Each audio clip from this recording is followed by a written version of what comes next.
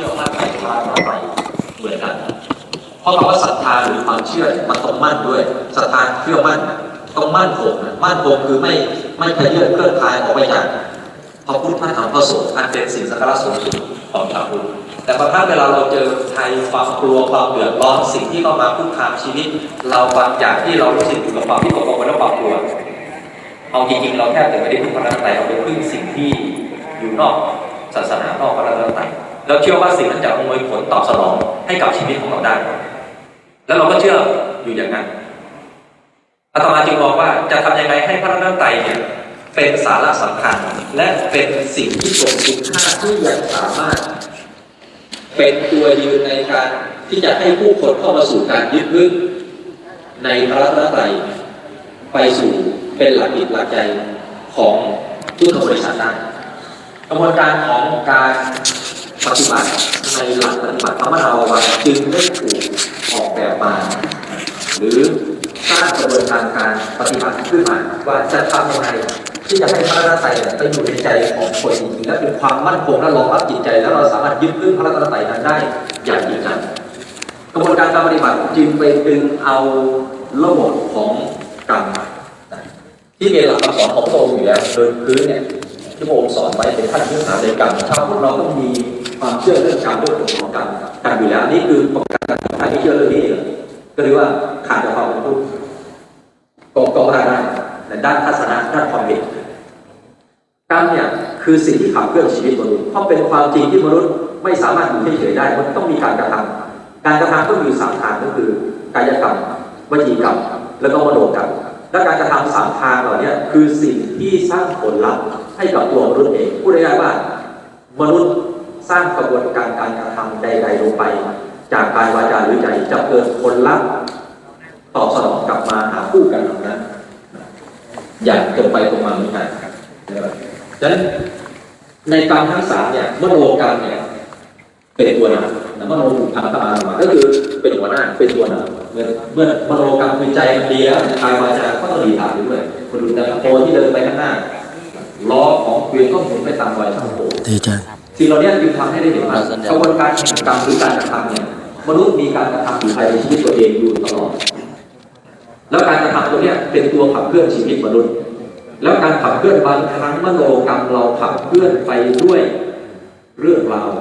ที่เรารับเข้ามาอารมณ์ที่ถูกกระทบความรู้สึกที่เกิดต่อสิ่งที่ถูกกระทบและปัญหาต่างๆนานามากมายอยู่บนจิตใจของมนุษย์แล้วมนุษย์ก็ดึงเรื่องราวนั้นเข้ามาเป็นความรู้สึกภายในชีวิตและขับเคลื่อนตัวเองไปพร้อมกับความรู้สึกนั้นและเอาความรู้สึกนั้นพาตัวเองไปสู่การกระทำบนความรู้สึกที่บางครั้งมีแรงบีบคั้นจากข้างในด้วยความอยากมีอารมณ์ที่ส่งผลกระทบต่อความไม่สงบภายในความวุ่นวายแล้วเราทำด้วยความรู้สึกด้วยจิตที่เป็นอกุศลเพราะอารมณ์เหล่านี้มันสร้างอกุศลจิตอยู่ภายในจิตใจของมนุษย์โดยปกติคือมนุษย์เราโดยปกติเนี่ยจะมีจิตที่เป็นอกุศลรองรับโดยที่เราจะเจตนาก็ตามไม่เจตนาก็ตามมันเป็นไปเองโดยเองอัตโนมัติได้ยินเสียงขัดหูนี่ก็เริ่มไม่พอใจแล้วโกรธนะซึ่งก็คืออยู่ในโทสะก็คืออกุศลอันหนึ่งซึ่งมันเกิดขึ้นโดยปกติก็แน่นอนเพราะเราไม่สามารถรับความโกรธได้ใช่ไหมอกุศลก็ต้องมีแต่เนี่ยตรงนี้จึงมองว่าถ้าหากว่าจิตเราเนี่ยมันมีอารมณ์เรื่องราวต่างๆอยู่บนจิตใจเราอยู่เสมอตั้งแต่เช้ามาถึงตรงนี้เราก็มีเรื่องราวเข้ามาอยู่บนจิตใจเราเนี่ยอารมณ์ความรู้สึกต่างๆก็ทำงานอยู่บนจิตใจแล้วขับเคลื่อนชีวิตเราถ้าหากเราปล่อยให้อกุศลทำงานขับเคลื่อนอยู่บนชีวิตเราจะถูกผลักไปสู่เส้นทางแห่งผลลัพธ์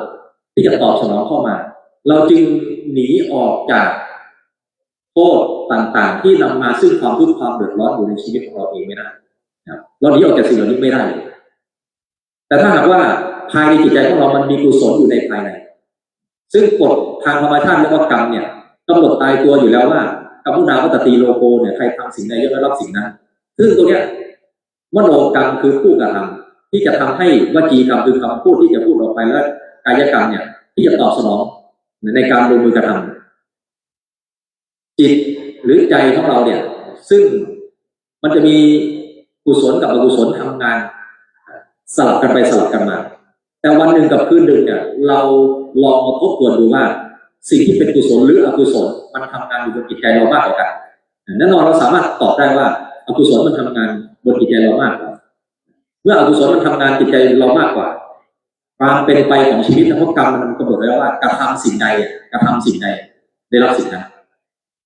มักจะมีเรื่องราวตอบสนองเข้ามาบนสิ่งที่เป็นอกุศลเหล่านี้อยู่เสมออาตมาจึงบอกว่าจะทำยังไงให้จิตเราคุ้นเคยกับสิ่งที่เป็นกุศลและกุศลชนิดนั้นต้องสามารถทำได้อยู่บนจิตใจของคนและกุศลที่ชาวพุทธควรจะมีไว้อยู่บนจิตใจอยู่เสมอก็คือพระรัตนตรัยนี่คือสิ่งที่อาตมามองเพราะว่าบรรดากุศลต่างๆกุศลทานโอกาสที่เราจะให้ทานก็ไม่ได้บ่อยครั้งแม้จะทำทุกวันไม่ได้ถือว่าบ่อยกุศลศีลก็ต้องมีว่างเว้นจากการงานที่จะไปรักษาศีลได้กุศลสมาธิวันละ1 ชั่วโมงหรือ2 ชั่วโมงก็ยากมากที่จะให้เกิดขึ้นจริงๆอยู่บนจิตใจของเรากุศลปัญญาก็มีบ้างพอที่จะมาเป็นองค์ความรู้ประดับจิตประดับใจตัวเองการที่จะไม่หลงยึดถือหรือยอมรับสัจธรรมความเป็นจริงว่าเรามีความแก่เป็นธรรมดาเจ็บเป็นธรรมดาตายเป็นธรรมดาก็เราก็มีปัญญาที่รับรู้รับทราบหรือสั่งสมมาจากสุขะก็ได้การฟังและจิตตาก็คิดไปคิดพิจารณาไปตามความเป็นจริงแต่เวลาความแก่เกิดขึ้นมันไม่ได้ธรรมดาตามคำที่เราพูดความเจ็บเกิดขึ้นไม่ค่อยธรรมดาเท่าไหร่เวลาความตายจะมาถึงก็ตกใจหวาดสะดุ้งกลัวกันว่าเราจะตายแล้วหรือก็ไม่ได้ธรรมดาอีกทั้งที่เราก็เรียนรู้หลักธรรมทางด้านปัญญามาว่าเรามีความแก่ความเจ็บความตายเป็นธรรมดาขนาดความตายเป็นธรรมดาเนี่ยเรื่องอื่นในโลกทุกตัวเนี่ยเป็นเรื่องธรรมดาหมดเลยแต่เราก็ไม่ธรรมดากับสิ่งเหล่านั้นเพราะว่าเรายังเข้าไปไม่ถึงภาวนามายปัญญาแต่หลายคนก็น่าจะเข้าไปถึงได้เพราะว่าคนที่พยายามฝึกฝนอยู่ตัวเองอยู่ตลอดเวลาจะรู้ได้ว่าคำว่าธรรมดาเนี่ยมันสามารถทำให้เกิดขึ้นได้ประเด็นก็คือตัวที่จะยังไม่สามารถทำให้เรายอมรับความจริงหรือความเป็นธรรมดาได้มันคือเรื่องของจิตใจไม่ใช่เรื่องของเราแค่เป็นประตูหนึ่งในการเปิดรับข้อมูลจากสิ่งภายนอกเข้าไปสู่ภายในอะไรล่ะที่เรารับรู้แล้วเราสามารถเอาไปไว้ในใจของเราได้แล้วมันอยู่ในใจของเราได้ตลอดไปกระบวนการนำความรู้ลงสู่ใจเนี่ยมันคือกระบวนการของการทำซ้ำอะไรก็ตามที่เราทำซ้ำอยู่บ่อยๆมันจะเกิดเป็นเองโดยอัตโนมัติอยู่บนจิตใจของเราเองอาตมาจึงมองว่าจะทำยังไงที่ให้พระรัตนตรัยเนี่ยไปอยู่บนจิตใจของตัวเราได้อย่างว่าเป็นอันหนึ่งอันเดียวกันหรือว่าเป็นเนื้อเดียวกันกับใจของเราได้เพื่อที่ให้กุศลเหล่านี้ทำงานอยู่บนจิตใจเราและการระลึกถึงพระรัตนตรัยนี่เองสามารถทำได้บ่อยครั้งเพราะมันเป็นมโนกรรมเพราะมโนกรรมเนี่ยถ้าเราไม่มีพระรัตนตรัยเป็นหลักยึดในภายในมันก็ไปเกาะอารมณ์อื่นเรื่องอื่นสายตาที่มองเห็นก็ไปจับเรื่องนั้นแหละหูได้ยินเสียงก็ไปจับเรื่องนั้นแหละจมูกดมกลิ่นลิ้นรสก็ไปใส่ใจอยู่เรื่องนั้นแหละใจรับการสัมผัสก็ไปจดจ่อบางครั้งอารมณ์เนี่ยใจเราสัมผัสกับอารมณ์ต่างๆเนี่ยเราก็ไปสนใจอารมณ์และจมปักอยู่กับอารมณ์บางอารมณ์ทั้งที่อารมณ์เหล่านั้นบางทีมันล่วงไปแล้วลักไปแล้วดับไปแล้วหมดไปแล้วสิ้นไปแล้วมันผุดปรากฏขึ้นทางใจอีกครั้งหนึ่งเนี่ยมันเป็นแค่เรื่องราวของสิ่งที่มันเคยเกิดขึ้นในอดีตแต่มันก็ดับไปแล้วในอดีตแต่เราไม่เคยยอมรับการดับไปของมันเรายอมรับแต่การมีอยู่พอมันบังเกิดขึ้นอยู่บนใจของเราผ่านระบบของสัญญาคือความจำเนี่ยมันเป็นตัวปัจจุบันแต่เรื่องราวที่มาอาศัยสัญญาขันเกิดมันเป็นอดีตแต่เราไม่เข้าใจความเป็นอดีตเราไปสนใจแต่เรื่องราวที่เป็นอดีตและจมปักอยู่กับเรื่องนั้นเรื่องราวที่เราเคยผิดพลาดเรื่องราวที่เรายอมรับการกระทำของตัวเองไม่ได้เรื่องราวที่น่าละอายเรื่องราวที่เรานำมาตำหนิตัวเองแล้วกล่าวโทษตัวเองใหม่ซ้ำเติมตัวเองสิ่งเหล่านี้มันไม่ได้ช่วยพัฒนาทางด้านจิตใจเรามันจะค่อยดึงใจเราไปสู่อกุศลและดึงใจเราลงต่ำหลักปฏิบัติธรรมนาวาเนี่ยเกิดขึ้นจากมุมมองและแนวคิดกระบวนการของการที่จะสร้างกุศลขึ้นในจิตให้ได้เพราะว่าสิ่งที่จะนำความทุกข์ความลำบากมาสู่จิตใจของเรามันมาจากสิ่งที่เป็นอกุศลให้ผลทางด้านไม่ดีอันนี้เราทุกคนเข้าใจกันดีอยู่แล้วกุศลย่อมให้ผลทางด้านดีฉะนั้นตรงนี้นี่เองกระบวนการทำซ้ำย้ำซ้ำๆเนี่ยจึงถูกนำมาใช้กับการสร้างการยึดพึ่งพระรัตนตรัยทางใจแล้วพระรัตนตรัยเนี่ยทำไมจะต้องเป็นบทคำว่าพุทโธเมนาโถพระพุทธเจ้าเป็นที่พึ่งอันประเสริฐของข้าพเจ้าธรรมโมการที่มนุษย์เราต้องการที่ยึดพึ่งเนี่ยแต่มนุษย์ไม่รู้ว่าสิ่งที่มนุษย์พึ่งแล้วเนี่ยมนุษย์พึ่งแล้วจะได้รับประโยชน์จากสิ่งที่พึ่งนั้นโดยที่พึ่งแล้วเนี่ยสิ่งนั้นจะไม่มีโทษตามมาอย่างไร มนุษย์ไม่ค่อยจะรู้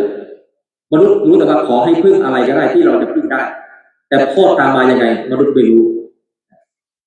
แต่สิ่งหนึ่งที่มนุษย์พึ่งแล้วเนี่ยเอามาเป็นที่ยึดพึ่งทางใจของตัวเราเองแล้วไม่มีโทษตามมาเลยสิ่งนั้นคือพระรัตนตรัยแต่ทีนี้การยึดพึ่งพระรัตนตรัยเนี่ยคำว่านาวาวังได้ดึงเอาบทที่เรากล่าวหรือสวดกันอยู่เป็นประจำว่าพุทธังสรณังคัจฉามิธัมมังสรณังคัจฉามิสังฆังสรณังคัจฉามิดึงเอาบทนี้มาทำความเข้าใจโดยการถอดคำแปลออกมาเพื่อสื่อความหมายให้ได้รู้ว่าบทนี้เนี่ยต้องการให้เราทำอะไรเพราะว่าข้าพเจ้ามิแปลว่าข้าพเจ้าคัจฉะแปลว่าพุทธังภาวะอันที่รู้ตื่นเบิกบาน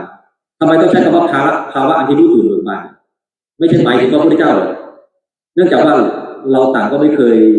เจอพระพุทธเจ้าฉะนั้นเวลาพูดถึงพระพุทธเจ้าโดยตัวบุคคลเนี่ยเรามักจะมีจินตนาการถึงแล้วจินตนาการของแต่ละคนเนี่ยได้จินตนาการถึงบุคคลที่เป็นพระพุทธเจ้าตรงกันไหมเหมือนกันไหมไม่เหมือนฉะนั้นจินตนาการของแต่ละคนทำงานแตกต่างกันแล้วจินตนาการที่ไม่เหมือนกันนั่นหมายถึงว่าความคิดเนี่ยไม่ตรงกับข้อเท็จจริงพระพุทธเจ้ามีมวยผมพระพุทธเจ้ามีเสียนแหลมพระพุทธเจ้ามีศีรษะโล้นพระพุทธเจ้าต้องเป็นเหมือนกับคนที่แสดงหนังเรื่องพระพุทธเจ้าศาสดาโลกแน่นอนจินตนาการไปถึงถ้าตัวบุคคลมันไม่ใช่ข้อเท็จจริงที่จะตรงกับความเป็นจริงเพราะว่าตัวพระองค์บอกว่าเราตถาคตปรินิพพานไปแล้วจะไม่ปรากฏขึ้นในอีกในที่ไหนก็คือไม่มีใครสามารถรับรู้ว่าพระองค์มีรูปลักษณ์ภาวะอย่างไรแต่ความเป็นพุทธะยังมีเพราะความเป็นพุทธะเนี่ยเป็นสิ่งที่พระองค์ค้นพบเพราะในยุคที่ไม่มีพระพุทธเจ้าเลยเนี่ยก็จะมีผู้ค้นพบพุทธะนี้เหมือนกันก็คือปัจเจกพุทธะปัจเจกพุทธะคือคนนอกพุทธศาสนาแต่ว่าพอเป็นบารมีมาที่พอจะสามารถค้นพบพุทธะหรือธาตุรู้เนี่ยธาตุรู้เนี่ยคือเนมิตตกนามนามที่เป็นนิมิตหมายเรียกบุคคลผู้ตรัสรู้หรือได้ค้นพบธาตุรู้อะไรเนี่ยที่รู้แล้วตื่นเบิกบานขึ้นมาเป็นเนมิตตกนามเรียกว่าพุทธะฉะนั้นเราจะใช้คำว่าเนมิตตกนามเนี่ยสื่อไปถึงพุทธภาวะหรือภาวะแห่งผู้รู้ผู้ตื่นผู้เบิกบานหรือว่าภาวะแห่งความรู้ตื่นเบิกบานตัวเนี้ยพุทธังตัวเนี้ยฉะนั้นข้าพเจ้าถึงพุทธะเนี่ยหรือภาวะอันที่รู้ตื่นเบิกบานสารนังเนี่ยหมายถึงการระลึกมาจากคำว่าสารธาตุซึ่งเป็นธาตุตัวเดียวกันกับสติก็มาจากสารธาตุสอเสือรอเรือแสดงว่ามันมีการถึงด้วยการระลึกอยู่เพราะว่าคัจฉะมันมีการว่าถึงหรือไปเนี่ยหมายถึงว่ามันเป็นกิริยาของการดำเนินแล้วเราจะดำเนินยังไงดำเนินด้วยสารณะคือการระลึกทีนี้คำว่าพุทโธเมนะโธจึงถูกดึงมาสู่การใช้เพื่อเป็นเครื่องระลึกแล้วพุทโธเมนะโธเนี่ยที่นำมาสู่การใช้เป็นเครื่องระลึกเนี่ยเพราะคำว่านาโถระบุไว้ว่าที่พึ่งหรือนาถาก็คือที่พึ่งอนาถาก็คือไม่มีที่พึ่งจิตดวงใดก็ตามที่ไม่ได้ยึดพึ่งพระพุทธธรรมพระสงฆ์จิตดวงนั้นเป็นจิตที่อนาถาคือไม่มีที่พึ่งทีนี้คำว่าพุทโธเมนะโธเนี่ยได้ถูกนำมาปฏิบัติหรือว่าสร้างกระบวนการในการที่จะนำความสำคัญของพระพุทธพระธรรมพระสงฆ์ซึ่งเป็นพุทธภาวะธรรมภาวะสังฆภาวะคำว่าภาวะเนี่ยหมายถึงว่าเป็นธาตุที่มีอยู่แล้วตามหลักธรรมชาติคำว่าธาตุที่มีอยู่แล้วตามหลักธรรมชาติก็คือสิ่งที่ทรงไว้ซึ่งความเป็นจริงโดยตัวของสิ่งนั้นหมายถึงว่าพุทธธาตุเนี่ยเป็นสิ่งที่มีอยู่แล้วแต่ว่าใครจะมาค้นพบธาตุนี้แล้วเกิดมาเป็นคุณสมบัติอยู่บนจิตใจของคุณคนนั้นดังนั้นพระองค์ค้นพบธาตุนี้จึงบอกว่าเราเป็นพุทธะแต่กระบวนการแห่งการที่เราไปถึงพุทธะเนี่ยพวกบอกว่าองค์ใช้กระบวนการในการดำเนินด้วยปฏิจจสมุปบาทจนแทงตลอดอริยสัจสี่จึงเข้าถึงความเป็นพุทธะได้แต่ทีนี้เราไม่สามารถมีความสามารถแบบเดียวกันกับพระพุทธองค์นะแต่เราจะเข้าถึงพุทธภาวะเนี่ยโดยอาศัยองค์เป็นเรียกว่าคุณสมบัติทางด้านกุศลของพุทธภาวะเนี่ยเพราะว่าเมื่อใดก็ตามที่เราระลึกถึงพระพุทธพระธรรมพระสงฆ์เนี่ยจิตใจเราจะเป็นกุศลในเวลานั้นจิตที่เป็นกุศลในเวลานั้นเนี่ยมันจะค่อยๆสร้างสะสม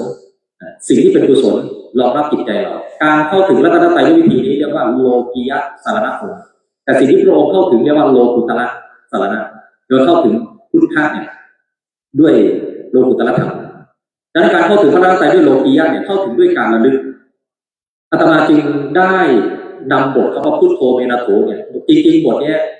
ตอนแรกที่ยังไม่ได้สืบค้นเนี่ยมันเป็นบทที่ผุดขึ้นผ่านการต้องการจัดหาอะไรที่จะเป็นตัวสื่อให้จิตของคนเนี่ยสามารถเชื่อมต่อหรือเชื่อมโยงกับพระรัตนตรัยหรือดึงคุณสมบัติของพระรัตนตรัยมาเป็นเครื่องรองรับทางใจของผู้ระลึกได้พยายามหาคำหลายคำแต่บทเนี้ยได้ผุดขึ้นมาแล้วก็เล่นทดลองในการที่จะเอามาระลึกย้ำๆซ้ำๆย้ำๆซ้ำๆจนเกิดผลลัพธ์อย่างหนึ่งขึ้นคือความเป็นกุศลที่ถูกสร้างขึ้นอยู่บนจิตใจคำว่ากุศลคือกุศลจากความเป็นพุทธะกุศลจากความเป็นธรรมะกุศลที่เกิดจากเป็นความเป็นสังขารซึ่งถ้าใช้ความหมายก็คือปัญญาแห่งความรู้แจ้งก็คือพุทธะหรือว่าธรรมะคือสัจธรรมหรือความจริงแล้วสังฆะคือความดีที่มาจากคำว่าสุปฏิปันโนพระคัมภโตสาวกสังโฆสังโฆหรือสังฆะคือการปฏิบัติดีปฏิบัติชอบเนี่ยได้กำหนดความเป็นสงฆ์หรือสังฆภาวะฉะนั้นจึงมีคำแทนหรือคำพูดด้วยความหมายคำว่าปัญญาความจริงหรือสัจจะแล้วก็ความดีทั้งสามสิ่งนี้เป็นความหมายแทนคำว่าพระพุทธธรรมพระสงฆ์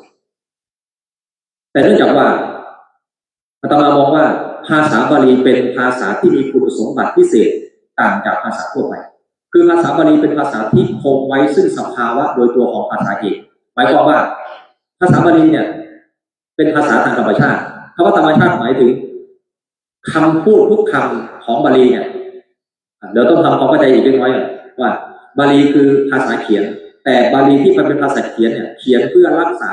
ภาษามคทะหรือมาคติมคตเองนี่แหละเพราะมคตเป็นภาษาเสียงแต่ภาษาเสียงเนี่ยมันสามารถที่จะเพี้ยนได้ก็เลยต้องมีคำบาลีมากำกับภาษาเสียงให้ออกเสียงตรงกันเพื่อไม่ให้เพี้ยนบาลีจึงเป็นภาษาที่มีความสำคัญแล้วก็มีคุณสมบัติเดียวกันกับมคตภาษาก็คือสื่อถึงธรรมชาติที่เป็นจริงของคำนั้นหรือภาษานั้นดังนั้นภาวะคำว่าพุทธะเนี่ยเกิดขึ้นด้วยกลไกทางธรรมชาติโดยพุทธปัญญาแห่งการตรัสรู้เนี่ยเกิดขึ้นด้วยการเข้าไปรู้แจ้งแล้วถูกนำมาพูดถึงว่าพุทธะก็คือสื่อถึงธรรมชาติแห่งความรู้ตื่นเบิกบานเนี่ยฉะนั้นภาษาเนี่ยหรือคำพูดเนี่ยเวลาพูดย้ำๆซ้ำๆบ่อยๆมันมีสิ่งหนึ่งที่ถูกกล่าวไว้ในพระไตรปิฎกก็คือจิตคิดเรื่องใดๆมากย่อมโน้มเอียงไปในเรื่องนั้นๆฉะนั้นคำว่าจิตคิดเรื่องใดๆมากเนี่ยตรงนี้เท่ากับเป็นการกำหนดทิศทางของจิตแล้วแหละว่ามันจะไปทางไหนถ้าเราคิดเรื่องพระรัตนตรัยมากจิตเราจะโน้มเข้าไปหาพระรัตนตรัยใช่ไหมล่ะคิดถึงเรื่องความทุกข์มากจิตเราก็จะทุกข์คิดถึงเรื่องความเศร้ามากจิตเราก็จะเศร้าคิดถึงเรื่องความโกรธจิตเราก็จะสะสมความโกรธไว้มันจิตคิดเรื่องอะไรมันจะโน้มไปในเรื่องนั้นดังนั้นถ้าเราจะให้จิตคิดเรื่องพระรัตนตรัยย้ำๆซ้ำๆเนี่ยมันจะค่อยๆโน้มไปถึงแม้เราเองจะยังไม่รู้จักว่าพุทธภาวะธรรมภาวะสังฆภาวะจะเป็นอย่างไรก็ตามแต่เราจะใช้คุณสมบัติของภาษาซึ่งเป็นบาลีภาษาซึ่งมีคุณสมบัติที่จะคงไว้หรือรักษาไว้ซึ่งสภาวะโดยตัวของภาษานั่นเองแล้วถ้าเราระลึกถึงบทเนี่ยย้ำซ้ำๆแล้วคำว่านาโถเป็นตัวกำหนดแล้วว่าสิ่งนี้จะเป็นที่พึ่งเป็นที่รองรับกับใจแล้วเราจะสามารถยึดพึ่งพระรัตนตรัยด้วยกุศลธรรมในพุทธภาวะธรรมภาวะสังฆภาวะนี้ได้ภาษาบาลีที่ว่าด้วยคำว่าพุทโธเวรโถจึงถูกนำมาใช้แล้วได้ทำการใช้อย่างนี้มาเป็นระยะเวลาเกือบจะ10 ปีแล้วผลลัพธ์ที่ตอบสนองออกมาส่งผลเปลี่ยนแปลงจิตใจของคนให้ดีขึ้นจากจิตของคนที่มีอกุศลเยอะๆเปลี่ยนแปลงไปในด้านกุศลแล้วก็ทำให้เกิดการพัฒนาทางด้านจิตใจทำให้เกิดการเจริญสติเจริญกรรมฐานเจริญการปฏิบัติใดๆก็ตามเนี่ยเป็นไปในทิศทางที่ดีขึ้นเรื่อยๆและมีศักยภาพในการดำเนินชีวิตสามารถจัดการความทุกข์และแก้ไขปัญหาไม่ปล่อยให้จิตจมปลักกับอารมณ์ได้นานอารมณ์เข้ามากระทบเรื่องราวและความรู้สึกส่งผลเป็นความทุกข์ความเดือดร้อนภายในจิตใจบทพระรัตนตรัยจะขึ้นมาทำงานและแก้ไขสิ่งเหล่านั้นสิ่งนี้ถ้าเราสามารถสร้างกระบวนการให้พระรัตนตรัยลงลึกในจิตในใจของเราแล้วสิ่งนี้จะเป็นส่วนที่ ช่วยทำให้จิตเนี่ยมีหลักยึดหลักจิตหลักใจที่สำคัญนั้นความเป็นพระรัตนตรัยจึงเป็นสาระสำคัญที่ธรรมนาวังได้ยกขึ้นมาเป็นขั้นตอนแรกผู้ป่วยซึมเศร้าหายจากซึมเศร้าบุคคลผู้สิ้นหวังในชีวิตที่ไม่อยากจะมีชีวิตอยู่ต่อมีความหวังในการที่จะมีชีวิตอยู่ต่อคนที่มีศรัทธาต่อพุทธศาสนาเป็นศูนย์ได้กลับมาศรัทธาพุทธศาสนาอีกครั้งด้วยการยึดพึ่งพระรัตนตรัยเพราะเขาคิดว่าศาสนาอาจจะไม่มีประโยชน์อะไรต่อเขาได้แล้วเขาเพิ่งจะรู้ว่าศาสนามีประโยชน์ด้วยวิธีการระลึกถึงพระรัตนตรัยแล้วก็กลับมาศรัทธาพุทธศาสนาคนที่เปลี่ยนแปลงการนับถือศาสนาแล้วกลับมาสู่การนับถือศาสนาใหม่หรือแม้แต่คนต่างศาสนาที่มีความทุกข์ได้เข้ามาใช้หลักปฏิบัตินี้ก็จัดการและแก้ไขความทุกข์บนจิตใจของตัวเองได้โดยที่ไม่ต้องเปลี่ยนแปลงศาสนาอันนี้คือหลักพระรัตนตรัยจึงจะต้องอาศัยการระลึกย้ำๆซ้ำๆอาตมาก็จะขอฝากเรื่องพระรัตนตรัยบทพระรัตนตรัยพุทโธเมโธเนี่ยให้ทุกท่านเอาไประลึกย้ำๆซ้ำๆอยู่ในใจเพราะว่าจิตเราถ้าทำอะไรซ้ำอยู่ตลอดเวลาเนี่ยมันจะคุ้นเคยและตอบสนองต่อเรื่องนั้นซ้ำนี่คือต้องให้มากที่สุดในแต่ละวันตั้งแต่หลับลงไปจนตื่นขึ้นมาเพราะพระพุทธองค์ตรัสว่าการที่จะระลึกถึงพระพุทธองค์เนี่ยให้ระลึกถึงทั้งกลางวันและกลางคืนเพียงเท่านั้นยังไม่พอพึงระลึกถึงตถาคตแม้ในขณะที่เธออยู่ในอิริยาบถทั้งสี่คือยืนเดินนั่งนอนเพียงเท่านั้นยังไม่พอพวกเธอพึงระลึกถึงตถาคตในอิริยาบถย่อยคือก้าวย่างเหยียบคู้เหลียวแลกินดื่มทำผู้คิดเพียงเท่านั้นยังไม่พอแม้พวกเธอเนี่ยกำลังนอนเบียดเสียดบุตรภรรยาสามีอยู่ก็สามารถระลึกถึงพระพุทธพระธรรมพระสงฆ์นี่คือสิ่งที่องค์ตรัสไว้ในพระไตรปิฎกตัวนี้ทำให้รู้ว่าการระลึกถึงพระองค์เนี่ยเป็นอนุสาวนานุตริยะเป็นการระลึกอันยอดเยี่ยมมันก็ดีกว่าปล่อยให้จิตใจเราไประลึกถึงเรื่องที่ก่อให้เกิดความทุกข์อยู่ในใจเพราะเราปล่อยให้ใจเราไปถึงเรื่องแต่มัน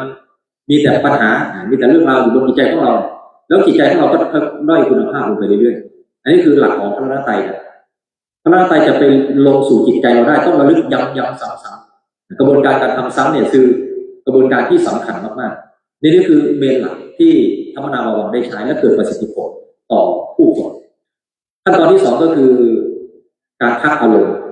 แน่นอนว่าการใช้ชีวิตในแต่ละครั้งแต่ละคนมีอารมณ์มากมายเกิดขึ้นอยู่บนจิตใจเราแล้วทำไมอารมณ์มันเกิดขึ้นอยู่บนจิตใจเราอันนี้คือกฎธรรมชาติแล้วธรรมชาติยังไงเพราะว่าใจมันคืออายตนะหนึ่งอายตนะแปลว่าตัวรับตารับรูปตาเป็นอายตนะอันหนึ่งแล้วตัวรับหรือจุดเชื่อมต่อหรือการเชื่อมโยงกันตากับรูปอะไรก็ตามที่มาปรากฏแก่สายตาตาจะไม่เห็นไม่ได้ต้องเห็นนอกจากตาบอดก็จะไม่เห็นถ้าตาดีก็คือเห็นอะไรปรากฏแก่สายตาที่เป็นวัตถุต้องเห็นสิ่งนั้นแน่นอนหูได้ยินเสียงก็คือเสียงผ่านเข้ามาที่หูใครก็ตามต้องได้ยินเสียงแน่นอนนั่นคือเป็นตัวรับอยู่แล้วโดยกลไกปกติตารับภาพหรือรับรูปหูรับเสียงจมูกรับกลิ่นลิ้นรับรสกายรับสิ่งสัมผัสใจรับอารมณ์จะไม่ให้ใจรับอารมณ์ไม่ได้เพราะใจต้องรับอารมณ์เมื่อใจจะต้องรับอารมณ์นี้ต้องปรากฏอยู่ที่ใจแต่เราต่างหากที่ไม่ชอบอารมณ์นี้ไม่อยากให้อารมณ์นี้เกิดไม่อยากมันก็เกิดเพราะใจมีธรรมชาติรับอารมณ์แต่การที่เราไม่เข้าใจว่าธรรมชาติรับใจเป็นธรรมชาติรับอารมณ์จึงปฏิเสธอารมณ์และการที่เราปฏิเสธอารมณ์เราก็ไม่ปฏิเสธได้จริงเราแค่ปฏิเสธไปเท่านั้นแหละแต่ไม่เป็นอันปฏิเสธเพราะว่ามันปฏิเสธไม่ได้แต่การที่เราจะไปพักอารมณ์หรือรู้อารมณ์ที่เกิดขึ้นบนจิตใจเราเนี่ยอันนี้เราทำได้และการพักอารมณ์แล้วบอกให้จิตได้รู้ว่านี่คืออารมณ์อะไรกำลังเกิดขึ้นกับจิตเราการบอกอย่างเนี้ยจะทำให้จิตได้รู้อารมณ์เพราะแต่ก่อนเนี่ยใจมันมัวแต่รับอารมณ์อะไรไปเกิดขึ้นบนมันก็ตอบสนองและรับอารมณ์นั้นไปจึงส่งผลเป็นความรู้สึกทิ้งความรู้สึกที่ดีๆกับใจไว้เป็นเชื้อของทุกข์อีกบางทีก็คิดวนคิดซ้ำนั้นที่เรื่องมันล่วงไปแล้วจากนั้นแล้วการพักอารมณ์จะเป็นส่วนช่วยทำให้จิตรู้อารมณ์จากการที่ต้องรับอารมณ์และเป็นไปตามอารมณ์ก็จะมารู้อารมณ์เมื่อรู้อารมณ์ว่านี่คืออารมณ์กำลังเกิดขึ้นกับจิตกำลังมีอารมณ์กำลังปรุงแต่งจิตกำลังถูกอารมณ์ปรุงแต่งอยู่ถ้ารู้อย่างนี้บ่อยๆครั้งที่เราทักอารมณ์ซ้ำไปซ้ำมาสติจะถูกสร้างขึ้นเมื่อสติถูกสร้างขึ้นเวลารับอารมณ์ผ่านสติตัวเนี้ยการมีสติไม่ได้หมายถึงว่าจิตจะต้องไม่มีอารมณ์เข้ามามีอารมณ์เข้ามาแต่จะรับอารมณ์ด้วยสติแล้วสติจะรู้อารมณ์ที่รับเข้ามาเมื่อสติรู้อารมณ์ที่รับเข้ามาสติจะทำหน้าที่กั้นไม่ให้จิตร้อยตามอารมณ์ โอนตามอารมณ์เอนตามอารมณ์และเป็นไปตามอารมณ์เมื่อสติกั้นไม่ให้คล้อยตามโอนตามเอนตามอารมณ์ไม่มีจิตตอบสนองมันก็จะคลายไปเองดับไปเองอันนี้คือกลไกทางธรรมชาติจึงเป็นจิตที่เหมาะสมในการที่จะนำไปสู่การเจริญวิปัสสนาคือการเห็นอารมณ์เกิดดับสติเป็นตัวสมถะการเห็นอารมณ์ที่มาปรากฏกับจิตจะเป็นวิปัสสนาได้ก็จะเป็นขั้นตอนในการพื้นฐานที่จะพัฒนาจิตใจไปสู่การเรียนรู้ความเกิดความดับเพื่อให้เกิดความเห็นแจ้งทางด้านปัญญาได้ฉะนั้นหลักปฏิบัติธรรมนาวามีทั้งหมด7ขั้นตอนแต่สิ่งที่ได้ใช้มากที่สุดในชีวิตประจำวันก็คือขั้นตอนที่ระลึกถึงพระไตรกับทักอารมณ์และอีกสิ่งหนึ่งที่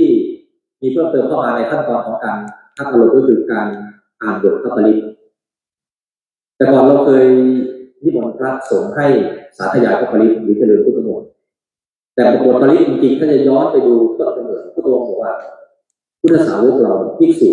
ณีอุบาสกอุบาสิกาสามารถที่จะกล่าวปริตเองได้เพราะองค์คุณของปริตเนี่ยมีอยู่2 อย่างก็คือถ้ายกรัตนปริตขึ้นมาก็คือมีอยู่สัจจวาจากับสัจจกิริยาสัจจวาจาคือการกล่าวสัจจะคือความจริงหรือองค์คุณของพระรัตนตรัยที่เป็นจริงเรียกว่าสัจจวาจาพูดได้ว่าเรากล่าวคำใดออกไปในบทนั้นเช่นสักเครื่องปลื้มใจอย่างใดอย่างหนึ่งในโลกนี้หรือโลกอื่นหรือรัตนะใดอันประณีตในสวรรค์สักเครื่องปลื้มใจและรัตนะอันนั้นที่จะเสมอด้วยพระตถาคตไม่มีด้วยสัจจวาจานี้เป็นสัจจวาจาที่เรากล่าวไปเมื่อกี้เนี่ยเป็นสัจจวาจาขอความปลอดภัยจากสิ่งชั่วร้ายจงมีแก่ท่านทั้งหลายอันนี้คือใช้สัจจกิริยาคือเปิดทางหรือแก้ไขปัญหาเหล่านั้นได้เพราะปริหมายถึงว่าเครื่องป้องกันเครื่องคุ้มครองเครื่องต้านทานเครื่องรักษาป้องกันให้เราพ้นจากภัยคุ้มครองเราให้พ้นจากภัยต้านทานเราให้พ้นจากภัยรักษาเราให้พ้นจากภัยพระพุทธองค์ทรงมีเมตตาอย่างยิ่งยวดที่ได้รู้ว่ามนุษย์เนี่ยจะต้องมีภัยเหล่านี้เกิดขึ้นบนชีวิตจึงได้วางพระปริตไว้ให้มนุษย์ได้นำไปใช้แล้วสิ่งนี้จะเป็นตัวคุ้มครองจากหลักการทางพระพุทธศาสนาดังนั้นการระลึกถึงพระไตรการทักอารมณ์และการอ่านบทพระปริตเป็นเรื่องที่ได้ใช้ค่อนข้างเยอะในระยะเวลาที่ผ่านมากับผู้ที่เข้ามาสู่หลักปฏิบัติธรรมนาวาแล้วก็เกิดผลในการจัดการและแก้ไขปัญหาชีวิตตนเองได้กลับมาสู่หลักการของศาสนาที่ว่าอัตตาหิอัตโนนาโถตนแลเป็นที่พึ่งแห่งตนเราสามารถกลับมาพึ่งพาตัวเองได้กลับมาเชื่อมั่นในตัวเองเพราะว่าเชื่อมั่นในตัวเองซึ่งแต่ก่อนเราเคยให้ความเชื่อมั่นกับสิ่งอื่นที่เชื่อว่าจะตอบสนองกับชีวิตเราให้ถึงความเจริญได้แต่เมื่อเราได้มีหลักธรรมคำสอนอยู่ภายในตัวเราแล้วเราจะกลับมาศรัทธาตัวเราเชื่อมั่นในตัวเราแล้วหลักปฏิบัติต่อไปคือการเรียนรู้ธาตุกรรมฐาน4คือการเรียนรู้ตัวเองและเป็นระบบชีวิตตัวเราขันธ์5ก็คือระบบชีวิตทั้งรูปและนามแล้วก็เรียนรู้อริยสัจ4ตามลำดับขั้นตอนของการปฏิบัติทั้ง7ขั้นตอนแต่ก็ไม่สามารถที่จะอธิบายในช่วงเวลานี้ได้เพราะช่วงเวลามีช่วงเวลาในการอธิบายจำกัดฉะนั้นอาตมาจึงมองว่า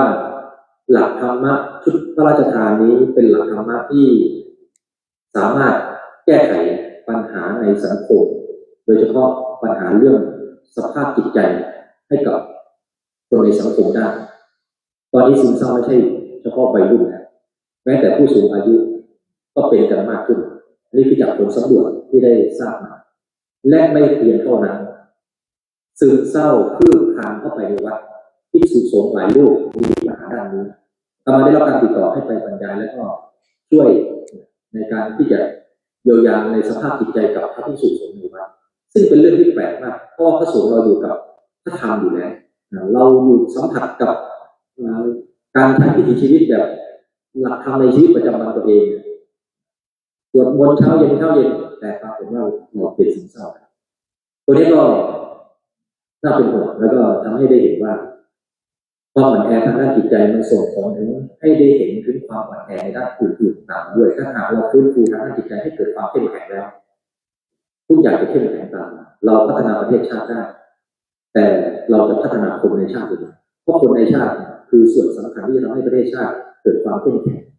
การพัฒนาคนในชาติที่ดีที่สุดคือการนำหลักธรรมเข้าสู่จิตใจคนอันนี้คือสิ่งที่ ธรรมนาวาจะขับเคลื่อนและก็ทำให้กับผู้คนในสังคมได้รับประโยชน์สูงสุดเท่าที่จะทำได้ก็ขออนุโมทนากับทุกท่านที่ได้รับฟังการบรรยายอนุโมทนากับผู้อยู่ส่วนที่ลูกคณาจารย์ทุกท่านที่ได้รับฟังมาจนถึงช่วงเวลานี้ก็ขอใช้เวลาในการบรรยายหลักปฏิบัติธรรมนาวาไว้แต่เพียงเท่านี้อนุโมทนา สาธุพระคุณท่านและท่านผู้มีเกียรติที่เคารพครับพระเดชพระคุณท่านเจ้าคุณพระราชการนวชระชีโวภาสได้เมตตาบรรยายธรรมพิเศษธรรมนาวาวังเสร็จสิ้นครบถ้วนสมบูรณ์อย่างความเข้าใจอย่างลึกซึ้งและกว้างขวางในข้ออัดข้อธรรมเกี่ยวกับคำว่าธรรมนาวาวังซึ่งเป็นที่ประจักษ์เป็นที่ยอมรับของสังคมอย่างกว้างขวางโดยเฉพาะอย่างยิ่งในกลุ่มพุทธเยาวชนและกลุ่มพุทธรัตตัญญูชนที่พระเดชพระคุณได้ผลักดันให้เกิดความเคลื่อนไหวในหมู่พุทธศาสนิกชนเป็นวงกว้างและในลำดับต่อไปนี้นะคะจะต้องขออนุญาตกราบเรียนเชิญค่ะทั้งสามท่านด้วยกันนะคะได้แก่ลำดับแรกค่ะดร.สิริพัฒน์โรจนพฤกษ์ประธานกรรมการอำนวยการจัดงานนะคะดร.เสริมวุฒิสุวรรณโรจน์ประธานจัดงานและพลเอกมังกรโกสินทร์เสนีค่ะได้ถวายเครื่องไทยธรรมแด่พระเดชพระคุณพระราชยานวชิรชินภาพองค์พระวิทยากรเชิญค่ะและในโอกาสเดียวกันนี้ขออนุญาตเรียนเชิญคุณณภัทรทิติโรจนวัฒน์ด้วยนะครับเรียนเชิญครับ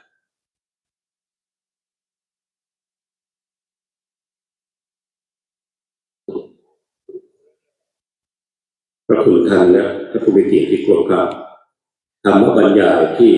พระเดชพระคุณท่านเจ้าคุณพระราชยานวชิรชิโนภาสได้เมตตามาบรรยายในวันนี้ถือว่าได้ไขปริศนาความเข้าใจให้แก่พุทธศาสนิกชนอย่างกว้างขวางในแง่ของการทั้งเป็นส่วนของปริยัติปฏิบัติและปฏิเวทที่ทุกคนเมื่อปฏิบัติตามหลักของการถึงพระรัตนตรัยอย่างแท้จริงแล้วย่อมที่จะส่งผลให้เกิดความสงบสุขร่มเย็นอย่างถาวรและอย่างความสงบสุขและสันติสุขสันติภาพที่เกิดขึ้นแก่ทุกคนไม่ว่าจะเป็นผู้ที่นับถือพระพุทธศาสนาหรือไม่ก็ตามซึ่งธรรมนาวานั้นก็ถือเป็นหลักธรรมนะคะที่เน้นการปฏิบัติอย่างจริงจังค่ะโดยการเจริญสติการภาวนาและก็การพิจารณาธรรมเพื่อให้ผู้ปฏิบัติสามารถที่จะยึดมั่นถือมั่นนะคะเป็นสาเหตุของทุกข์ค่ะละในเรื่องของการยึดมั่นถือมั่นนะคะแล้วก็สอนให้ทุกคนนั้นมองเห็นธรรมชาติที่แท้จริงของชีวิตด้วยค่ะครับในโอกาสอันเป็นมิ่งมงคลที่สมาคมผู้ทำคุณประโยชน์เพื่อพระพุทธศาสนาแห่งประเทศไทยโดยการนำของท่านพลเอกดร.ธงชัยเกื้อสกุลนายกสมาคมผู้ทำคุณประโยชน์เพื่อพระพุทธศาสนาแห่งประเทศไทยคณะกรรมการจัดงานโดยการนำของดร.เสริมวุฒิสุวรรณโรจน์พร้อมด้วยภาคีเครือข่ายพุทธบริษัททุกภาคส่วนขอกราบขอบพระคุณพระเดชพระคุณท่านเจ้าคุณพระราชยานวชิรชิโนภาพครับที่ได้เมตตามาเป็นองค์บรรยายธรรมบรรยายธรรมนาวาวังในวันนี้หากว่ามีข้อบกพร่องประการใดคณะกรรมการขอกราบอภัยไว้ณโอกาสนี้ด้วยพระคุณท่านและท่านผู้มีเกียรติที่เคารพครับพระพุทธศาสนาจะเจริญรุ่งเรืองสืบต่อไปอันยาวนานหรือไม่ขึ้นอยู่กับพุทธบริษัทพุทธบริษัทหากเข้าใจถึงแก่นแห่งธรรมะขององค์สมเด็จพระสัมมาสัมพุทธเจ้าแล้วย่อมที่จะนำธรรมนาวาหรือสิ่งที่เรียกว่าแก่นธรรมของพระพุทธเจ้าไปสู่จิตใจภาคปฏิบัติของทุกคนวันวิสาขบูชาโลกครั้งที่20ที่ผ่านมาจัดที่ประเทศเวียดนามจัดยิ่งใหญ่และก็ได้มาจัดที่ประเทศไทยณที่ทำการของ UNSCAP ประเทศไทยและพุทธมณฑลจัดยิ่งใหญ่นั่นก็เพราะเหตุที่ประชาคมโลกที่องค์การสหประชาชาติ เขาได้ประกาศยกย่องโหวตให้วันวิสาขบูชาเป็นวันสำคัญสากลของโลกเมื่อวันที่ 15 ธันวาคม ปีพุทธศักราช 2542 พระคุณท่านและท่านผู้มีเกียรติที่เคารพครับนี่คือความยิ่งใหญ่ของพระพุทธศาสนาในเวทีโลกที่พวกเราทุกคนควรจะได้ต่อยอดตามที่องค์พระบาทสมเด็จพระเจ้าอยู่หัวได้มีพระราชศรัทธาอันแน่วแน่ในบวรพุทธศาสนาได้เล็งเห็นถึงความทุกข์ของพระสงฆ์นิกรว่าเป็นเรื่องสำคัญพระองค์ได้ทรงศึกษาและปฏิบัติตามหลักธรรมในพระพุทธศาสนาจนเป็นที่ประจักษ์ผลในทางที่ดีแก่พระองค์เองดังนั้นพระองค์จึงมีพระราชประสงค์ที่จะแบ่งปันความรู้นี้กับประชาชนของพระองค์ผ่านหลักสูตรธรรมนาวาวังก็คือเรือหลวงแห่งธรรมะโดยมีคณะสงฆ์ผู้สนองพระราชดำริเป็นผู้นำในการเผยแผ่คำสอนนี้เพื่อให้ประสบนิกรทุกหมู่เหล่าเข้าถึงหนทางแห่งการดับทุกข์และพบกับความสุขสงบภายในที่แท้จริงอันเป็นรากฐานสำคัญของชีวิตที่มั่นคงและเจริญรุ่งเรืองตามรอยแห่งธรรมะคำสอนขององค์สมเด็จพระบรมศาสดาสัมมาสัมพุทธเจ้าสืบต่อไปเราจะมาพูดถึงเรื่องของรางวัลเสาประเสริฐผู้นำศีลธรรมมาจันค่ะเรื่องของรางวัลอันทรงเกียรตินี้ค่ะทางสมาคมผู้ทำคุณประโยชน์เพื่อพระพุทธศาสนาแห่งประเทศไทยนะคะร่วมกับมหาวิทยาลัยมหาจุฬาลงกรณราชวิทยาลัยมหาวิทยาลัยมหามกุฏราชวิทยาลัยวัดมหาธาตุวราชรังสฤษฎ์นะคะศูนย์ส่งเสริมพระพุทธศาสนาแห่งประเทศไทยในพระสังฆราชูปถัมภ์โครงการส่งเสริมคุณธรรมศีลธรรมนำการศึกษา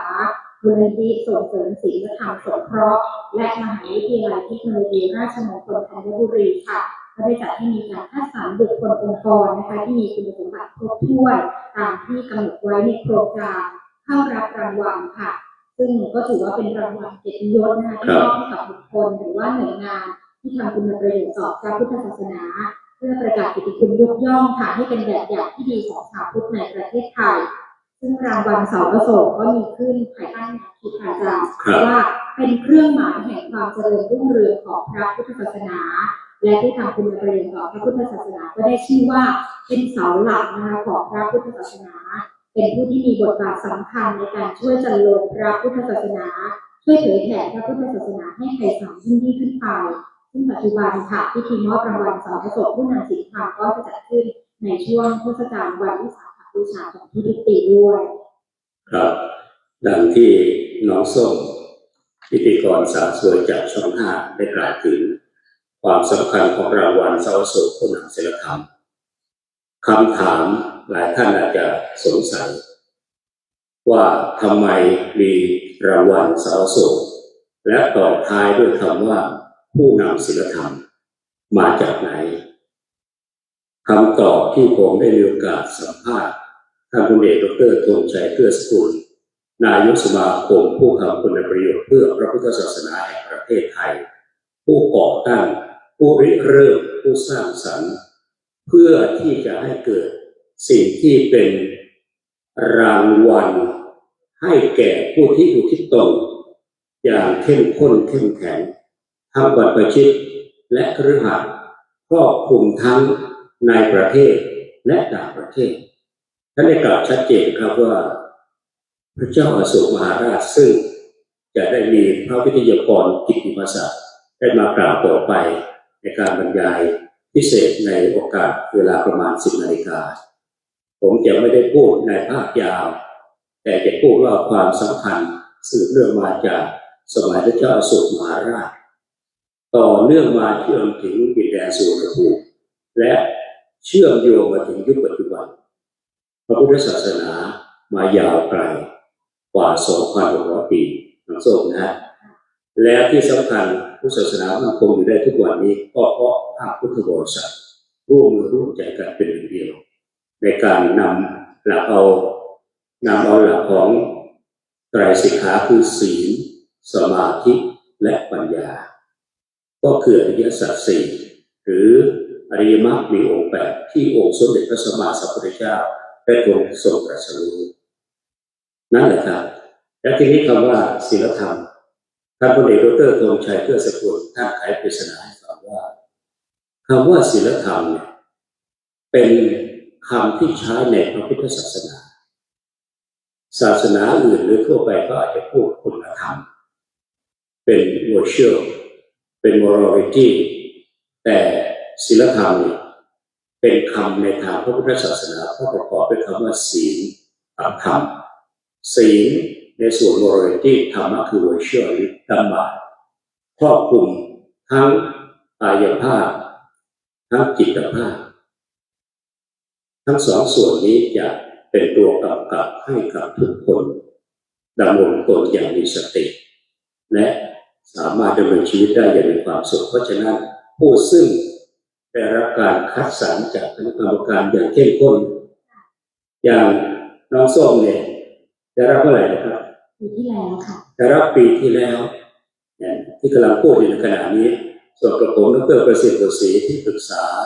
สมาคมผู้ทำคุณประโยชน์เพื่อพระพุทธศาสนาแห่งประเทศไทยก็ได้รับการคัดสรรจากคณะกรรมการก็ได้รับเมื่อหลายปีที่ผ่านมาครับพร้อมด้วยรางวัลเสาเสมาธรรมจักรสืบเนื่องกันนะครับดังนั้นเนี่ยจึงเป็นสิ่งที่สำคัญว่าในทางพระพุทธศาสนาเนี่ยจะครอบคลุมบริบททั้งศีลกับธรรมคุณส้มนะถ้ามีธรรมถ้ามีธรรมอย่างเดียวเราไม่มีศีลเนี่ยบางทีเนี่ยอาจจะไม่ครบถ้วนนะเพราะฉะนั้นพระเจ้าจึงตรัสว่าสิ่งที่สำคัญที่สุดก็คือว่าให้พุทธบริษัทได้เข้าใจถึงหลักธรรมคำสอนของพระองค์แล้วนำไปปฏิบัติขีดเส้นใต้นะต้องปฏิบัตินะย้ำด้วยนะคะเพราะว่ารู้อย่างเดียวเนี่ยไม่ปฏิบัติเนี่ยเหมือนกับเราไปอ่านสลากยานะปวดหัวตัวร้อนเป็นไข้หรือว่าเป็นโรคสโตรกเป็นโรคความดันสูงเคยเป็นไหมยังไม่ถึงอายุยังไม่ถึงอย่าเพิ่งเร่งรัดนะฮะความดันสูงเป็นต้นเนี่ยได้ยาจากหมอมาอ่านมันนอนอ่านสลากยาอยู่ในห้องอยู่บนเตียงไม่รับประทานสักทีหนึ่งหายนะครับเช่นเดียวกันในทางพระพุทธศาสนาต้องปฏิบัติจึงจะถึงแก่นแห่งธรรมะพระองค์จึงตรัสว่าผู้ใดเห็นธรรมผู้นั้นชื่อว่าเห็นเราตถาคตโยธัมมังปัสสติโสมังปัสสติผู้ใดเห็นธรรมผู้นั้นชื่อว่าเห็นเราตถาคตเหมือนกับองค์พระบาทสมเด็จพระเจ้าอยู่หัวรัชกาลที่ 9พระองค์เคยตรัสกับบริวารข้าทาสบริวารผู้รับฉลองพระองค์ท่านเนี่ยนะครับบอกว่าก่อนจะถึงวันที่ 5 ธันวาคมเนี่ยหลายคนก็อยากจะเข้าเฝ้าในหลวงคำถามก็คือว่าพอเห็นในหลวงจริงๆแล้วเห็นแบบตาเนื้อเนี่ยเห็นอย่างใกล้ชิดเนี่ยคำถามก็คือว่าได้เห็นในหลวงจริงหรือเปล่าถือว่าได้ตาเนื้อก็คือเราได้เห็นจริงก็ได้เห็นในหลวงแต่ตาเนื้อแต่ว่าในหลวงที่เป็นแก่นที่แท้จริงก็คือพระราชดำรัสพระบรมราโชวาทโครงการหรือว่าพระราชกรณียกิจมากมายมหาศาลได้นำไปปฏิบัติหรือไม่ตรงนี้ต่างหากครับเป็นแก่นสำคัญดังนั้นแม้ว่าพระพุทธองค์สมมติว่าพระพุทธองค์ยังมีพระชนชีพอยู่เสด็จพุทธดำเนินมาอย่างที่นี่แล้วสมมติว่าไม่ต้องยกใครยกดร.ประสิทธิ์บุตรศรีเนี่ยเข้าใกล้ชิดพระองค์ท่านหรือแม้แต่ท่านว่าเกาะชายจีวรแต่ไม่นำหลักธรรมะของพระพุทธเจ้าไปปฏิบัติพระพุทธเจ้าตรัสว่ายังไม่เห็นพระพุทธเจ้าสิ่งสำคัญคือเราต้องปฏิบัตินำหลักธรรมต่างๆที่เราได้รับทราบมาปฏิบัติจริงด้วยครับนั่นแหละครับคือสิ่งที่สำคัญเพราะฉะนั้นที่สมาคมผู้ทำคุณประโยชน์เพื่อพระพุทธศาสนาแห่งประเทศไทยโดยการนำของท่านพลเอกดร.ธงชัยเกื้อสกุลวันนี้เรามีผู้หลักผู้ใหญ่ใจดีหลายท่านนะครับตั้งแต่ท่านประธานคณะกรรมการจัดงานก็มีดร.เสริมบุตรสุวรรณโรจน์นะครับแล้วก็มีท่านดร.ศิริทัศน์โรจนพฤกษ์นะแล้วก็มีพลเอกมังกรโกสุมเสรีนะครับมีคุณพัฒน์ทิติโรจนวัฒน์แล้วก็มีอีกหลายท่านนะครับขอไปที่อาจจะชื่อไม่ครบถ้วนเลยนะก็ได้กรุณาให้เกียรติมาร่วมรับฟังธรรมบรรยายในเบื้องต้นจากท่านเจ้าคุณต้นเราเนี่ยนะฮะ ซึ่งเราก็ได้รับทราบข้อมูลในเรื่องของธรรมนาวากันไปแล้ว ครับ ซึ่งในวันนี้เนี่ยค่ะในภาคเช้าก็จะมีการบรรยายอีกหนึ่งเรื่องด้วยกันซึ่งเป็นหัวข้อที่น่าสนใจนะคะจากองค์พระวิทยากรที่อีกสักครู่เนี่ย ครับ ท่านก็จะมาแสดงธรรมให้พวกเราได้รับทราบกันนะคะซึ่งเป็นเรื่องของความสำคัญของพระเจ้าอโศกมหาราชกับพระพุทธศาสนารวมถึงสถานการณ์พระพุทธศาสนาในปัจจุบันด้วย ครับนี่ก็เป็นอีกไฮไลท์ที่สำคัญอย่างยิ่งยวดเช่นเดียวกันครับ ที่สมาคมผู้ทำคุณประโยชน์เพื่อพระพุทธศาสนาแห่งประเทศไทย ได้รับความเมตตาจากพระมหาเถระมาทำการบรรยายพิเศษ ในหัวข้อเรื่องความสำคัญของพระเจ้าอโศกมหาราชกับพระพุทธศาสนา และสถานการณ์พระพุทธศาสนาในปัจจุบันอีกสักครู่นะครับพระเดชพระคุณองค์พระวิทยากรกิตติมศักดิ์ก็จะได้เมตตาเข้าสู่ห้องประชุมแห่งนี้ดังนั้นขออนุญาตประชาสัมพันธ์ให้พระคุณท่านตลอดถึงผู้เข้ารับรางวัลสาวโสผู้นำศีลธรรมและผู้ติดตามรวมทั้งพี่น้องพุทธศาสนิกชนที่อยู่ข้างนอกนะครับเมื่อลงทะเบียนเสร็จเรียบร้อยแล้วก็ขอความกรุณาเข้าสู่หอประชุมบวก48พรรษาของมหาวิทยาลัยมหาจุฬาลงกรณราชวิทยาลัยนะครับซึ่งเป็นสถานที่สำคัญในวันนี้ได้ขออนุญาตได้นำเรียนท่านผู้มีเกียรติเพื่อร่วมกันเจริญศรัทธาและอนุโมทนาตลอดถึงแสดงความขอบคุณกับเจ้าของสถานที่ที่ได้ให้โอกาสให้การสนับสนุนในการจัดงานในครั้งนี้นะครับก็คือมหาวิทยาลัยมหาจุฬาลงกรณราชวิทยาลัยนะครับซึ่งมหาวิทยาลัยมหาจุฬาลงกรณราชวิทยาลัยปัจจุบันนี้มีพระเดชพระคุณพระพรหมวชิราพระเดชพระคุณพระพรหมวชิราธิราจารย์ศาสตราจารย์ดร.ดำรงตำแหน่งอธิการบดีมหาวิทยาลัยมหาจุฬาลงกรณราชวิทยาลัยซึ่งท่านก็ได้มอบศาสนกิจให้พระเดชพระคุณทศพลประเทศวชิระสารบัณฑิตรองศาสตราจารย์ดร.รองอธิการบดีฝ่ายวางแผนและพัฒนาของมหาวิทยาลัยมหาจุฬาลงกรณราชวิทยาลัยพร้อมด้วยคณะผู้บริหารคณาจารย์เจ้าหน้าที่ที่เกี่ยวข้องมาให้การสนับสนุนมาให้กำลังใจมาช่วยอำนวยความสะดวกทุกประการรวมทั้งคณะทีมงานทั้งบันทึกเทปและถ่ายทอดสดที่ท่านผู้ชมท่านผู้มีเกียรติเห็นอยู่ในขณะนี้นะครับเป็นทีมงานถ่ายทอดสดจาก MCU TV นะครับเผยแพร่ออกอากาศไปทั่วโลกทั้งออนไซต์และออนไลน์ทั้งภาคภาษาไทยและภาคภาษาอังกฤษนะครับก็ขออนุญาตกราบขอบพระคุณคณะผู้บริหารคณาจารย์เจ้าหน้าที่ของมหาวิทยาลัยมหาจุฬาลงกรณราชวิทยาลัยในชั้นต้นไว้โอกาสนี้ด้วยนะครับวันนี้อยากจะมีเวลาอีกสักเล็กน้อยนะคะอาจารย์ค่ะก็อยากจะให้ข้อมูลกับทุกท่านในที่นี้สักเล็กน้อยในเรื่องของเสาอโศกค่ะอาจารย์เรื่องของความหมายที่สำคัญนะคะของเสาอโศกหลายท่านจะสงสัยว่าทำไมถึงจะต้องใช้ชื่อว่าเสาอโศกผู้นำศีลธรรมนะคะซึ่งความหมายที่สำคัญของเสาอโศกนั้นพระเจ้าอโศกมหาราชค่ะทรงสร้างเสาอโศกขึ้นนะคะเพื่อเป็นเครื่องหมายแสดงบริเวณตำแหน่งที่สมเด็จพระสัมมาสัมพุทธเจ้าค่ะทรงแสดงพระปฐมเทศนาอันประกอบด้วยทางแห่งความสงบและความหลุดพ้นให้แพร่หลายไปทั่วทิศทั้ง4แห่งจักรวาลนะคะซึ่งรางวัลเสาอโศกนั้นก็จะมีลักษณะเป็นเสาโลหะท่านอาจจะเห็นอยู่ที่ด้านหน้านะคะเป็นความสวยงามมากครับค่ะซึ่งด้านล่างก็จะมีป้ายจารึกชื่อผู้ได้รับรางวัลด้วยซึ่งรูปแบบรางวัลเสาอโศกนะคะก็จะมีการจำลองจากลักษณะของเสาอโศกหรือว่าเสาแห่งพระเจ้าอโศกมหาราชประเทศอินเดียค่ะที่สร้างถวายเป็นพุทธบูชาแด่องค์สมเด็จพระสัมมาสัมพุทธเจ้าซึ่งบนยอดเสานะคะก็จะแกะสลักเป็นราชสีห์4 ตัวหันหลังชนกันเสียงราชสีห์ก็จะคำรามค่ะเปล่งสุรสีหน้าประกาศป้องกันทั่วสารทิศจุดเดินการประกาศหลักธรรมแห่งชาติพุทธศาสนาไปสู่ชาวโลกใต้ฐานราชสีห์ทั้ง4ก็จะมีรูปพระธรรมจักร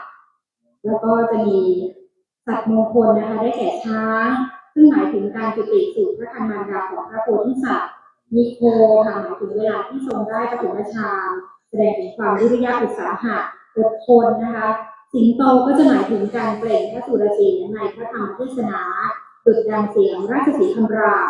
และด้านล่างก็จะเป็นรูปกลีบบัวหมายถึงความบริสุทธิ์แห่งพระพุทธศาสนาด้วยค่ะเรียกว่าเป็นความหมายที่ดีงามทั้งสิ้นเลยซึ่งรางวัลเสาอโศกนั้นได้แนวคิดจากการที่พระเจ้าอโศกมหาราชนะคะได้สถาปนาเสาหินทรายรูปสีค่ะประดิษฐานไว้ตามสถานที่สำคัญต่างๆทั่วทวีปอินเดียในช่วงยุคพุทธศตวรรษที่ 4เพื่อเป็นเครื่องหมายของการประกาศพระพุทธศาสนาในยุคโบราณนะคะคนรุ่นหลังต่อมาจึงเรียกเสาหินของพระเจ้าอโศกมหาราชว่าเสาอโศกค่ะซึ่งแปลว่าที่ตั้งมั่น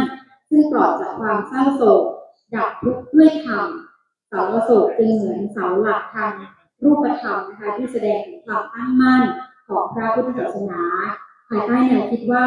เสาอโศกเป็นเครื่องหมายแห่งความเจริญรุ่งเรืองของพระพุทธศาสนาและผู้ที่ทำคุณประโยชน์ต่อพระพุทธศาสนาในปัจจุบันก็ย่อมได้ชื่อว่าเป็นเสาหลักของพระพุทธศาสนาค่ะเนื่องจากเป็นผู้ที่มีบทบาทสำคัญนะคะในการช่วยจันโลงพระพุทธศาสนาช่วยเผยแผ่พระพุทธศาสนาให้ไพศาลยิ่งขึ้นไปด้วยเราจะเพิ่มเติมตรงนี้ขออนุญาตเพิ่มเติมน้องส้มนิดหนึ่งนะครับในฐานะที่ผมเป็นศิษย์เก่ามหาวิทยาลัยมหาจุฬาลงกรณราชวิทยาลัยรุ่นที่ 27/2524 แล้วก็เป็นศิษย์เก่าอินเดียผมได้ใช้เวลาไปอยู่ที่อินเดียได้หลายปีครับไปต่อปริญญาโทและปริญญาเอกที่นั่นนะครับได้มีโอกาสเดินทางตามรอยของพระเจ้าอโศกมหาราชไปยังสถานที่สำคัญต่างๆที่พระเจ้าอโศกมหาราชพระองค์ได้เสด็จพระราชดำเนินไปสักการะบูชาสังเวชนิจฐานทั้ง4แห่งคือที่ประสูติที่ตรัสรู้ที่แสดงปฐมเทศนาและที่เสด็จดับขันธปรินิพพานของพระพุทธเจ้า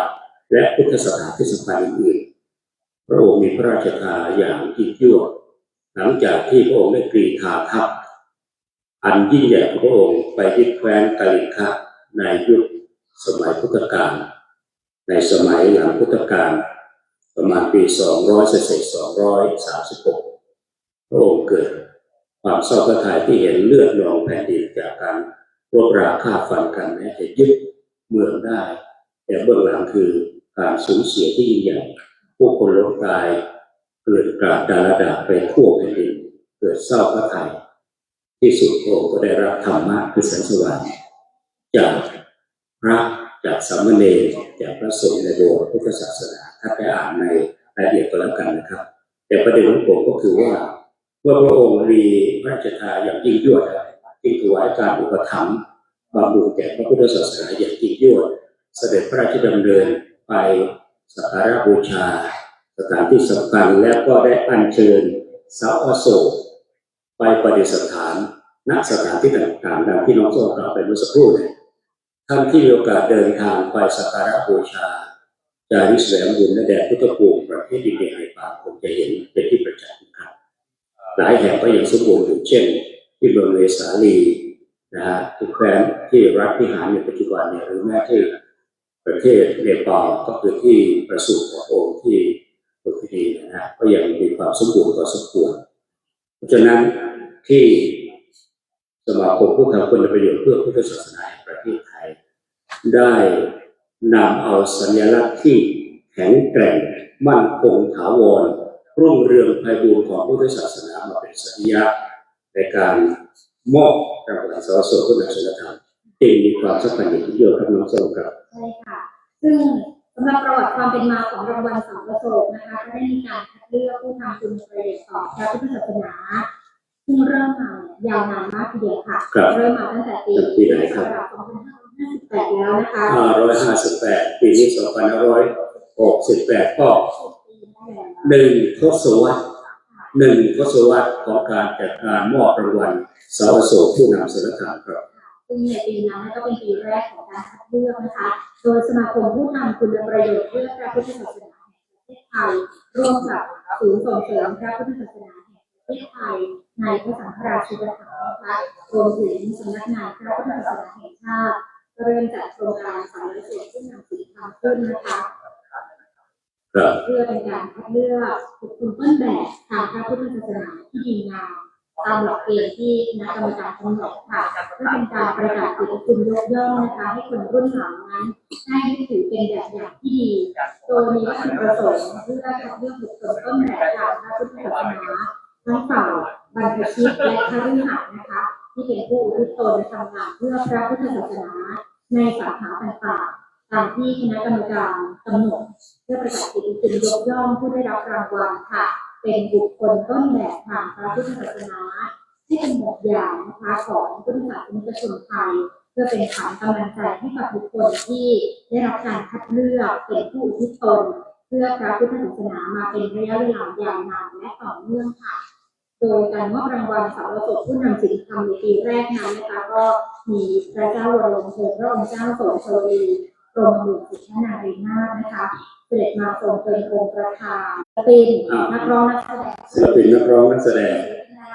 ครับวันนี้ด้วยนะคะอาจารย์ นะครับที่เป็นพระธรรมทูตได้รับการคัดสรรจากคณะกรรมการเดินทางมาเพื่อรับรางวัลอันทรงเกียรติคือรางวัลสอสมที่ว่าเป็นวันประสูติตรัสรู้และเสด็จดับขันธปรินิพพานขององค์สมเด็จพระสัมมาสัมพุทธเจ้าซึ่งได้เกิดขึ้นในโอกาสวันเดียวกันตามที่ปรากฏในพระไตรปิฎกแต่ที่สำคัญก็คือว่าวันนี้โลกได้รับแสงสว่างจากการอุบัติขึ้นขององค์สมเด็จพระสัมมาสัมพุทธเจ้าโลกที่มืดมนไปด้วยกองกิเลสทั้งหลายทั้งปวงไม่ว่าจะเป็นความโลภความโกรธความหลงหรือความทุกข์นั้นได้รับแสงสว่างจากธรรมะขององค์สมเด็จพระสัมมาสัมพุทธเจ้าอย่างแท้จริงก็คือพระองค์ได้เมื่อประสูติแล้วที่มีวันซึ่งตั้งอยู่ที่ระหว่างพระพุทธพัฒน์กับเมืองสำคัญของอินเดียในยุคนั้นเรียกว่าชมพูทวีปชมพูทวีปแปลว่าทวีปของต้นว่าส้มนะผมไปตัวแรกก็งงอยู่ชมพูทวีปป่าเนี่ยสร้างเป็นพุทธอุทยานขนาดยักษ์ใหญ่เพื่อถวายเป็นพุทธบูชาแด่พระพุทธเจ้าก็คือลุมพินีวันสถานที่ประสูติของเจ้าชายสิทธัตถะพระโพธิสัตว์นั่นเองครับหลังจากที่พระองค์ได้อุบัติขึ้นแล้วนะครับแล้วที่สุดพระองค์ก็ได้เสด็จออกพระนวดเพื่อแสวงหาโมกขธรรมใช้เวลาถึง6 ปีนะในการศึกษาในการปฏิบัติภาษาที่เราใช้กันก็คือว่าการทดลองวิทยาศาสตร์ทางจิตไปทุกสำนักที่โด่งดังในยุคนั้นไปทุกลักษณะไปลองด้วยพระองค์เองไปศึกษาจากผู้รู้ทั้งหลายทั้งปวงก็แล้วแต่ยังไม่ค้นพบทางดับทุกข์ที่สุดพระองค์ก็ไปศึกษาปฏิบัติด้วยพระองค์เองด้วยการเบื้องต้นในทรมานร่างกายอย่างหนักนะในยุคนั้นก็บอกว่าคนที่จะบรรลุธรรมได้ต้องมีสองทางก็คือ1ต้องทรมานร่างกายให้แบบเข้มข้นนะเลยต้องเรียกว่าสุดโต่งเลยก็เรียกว่าสุดขันเขาเรียกว่าอัตตกิลมัฏฐานิโยคประการที่2ก็คือกามสุขาริการนิโยคก็แปลว่าทำตัวให้ฟุ้งเฟ้อหลักหลวมฟุ่มเฟือยติดอยู่ในการก็จะนำไปสู่การดับทุกข์พระองค์ผ่านมาแล้วทั้ง2ประสบการณ์ใหญ่แต่ที่ใช่ทางดับทุกข์ที่สุดจึงได้ค้นพบทางสายกลางในคืนวันเพ็ญเดือน6วิสาขบูชาก็คือวันวิสาขบูชาเนี่ยนะก็บรรลุหลักธรรมคำสอนแต่ตัวพระศรีมหาโพธิ์สำเร็จเป็นพระอนุตตรสัมมาสัมโพธิญาณหรือพระสัมมาสัมพุทธเจ้าและหลังจากนั้นพระองค์ก็เสด็จพุทธดำเนินไปโปรดเวไนยสัตว์ทั่วชมพูทวีปที่สุดก็ถึงการที่สำคัญตลอดระยะเวลา45 พรรษาพระองค์มีพระชนชีพ80 พรรษาพอดีก็เสด็จดับขันธปรินิพพานณสารวโรทยานเมืองกุสินาราปัจจุบันนี้อยู่ที่รัฐยูพีประเทศอินเดียท่านผู้มีเกียรติที่เคารพครับนักสงฆ์ครับความยิ่งใหญ่ของพระพุทธองค์ไม่ใช่ว่าพระองค์เป็นลูกกษัตริย์เท่านั้นแต่อยู่ที่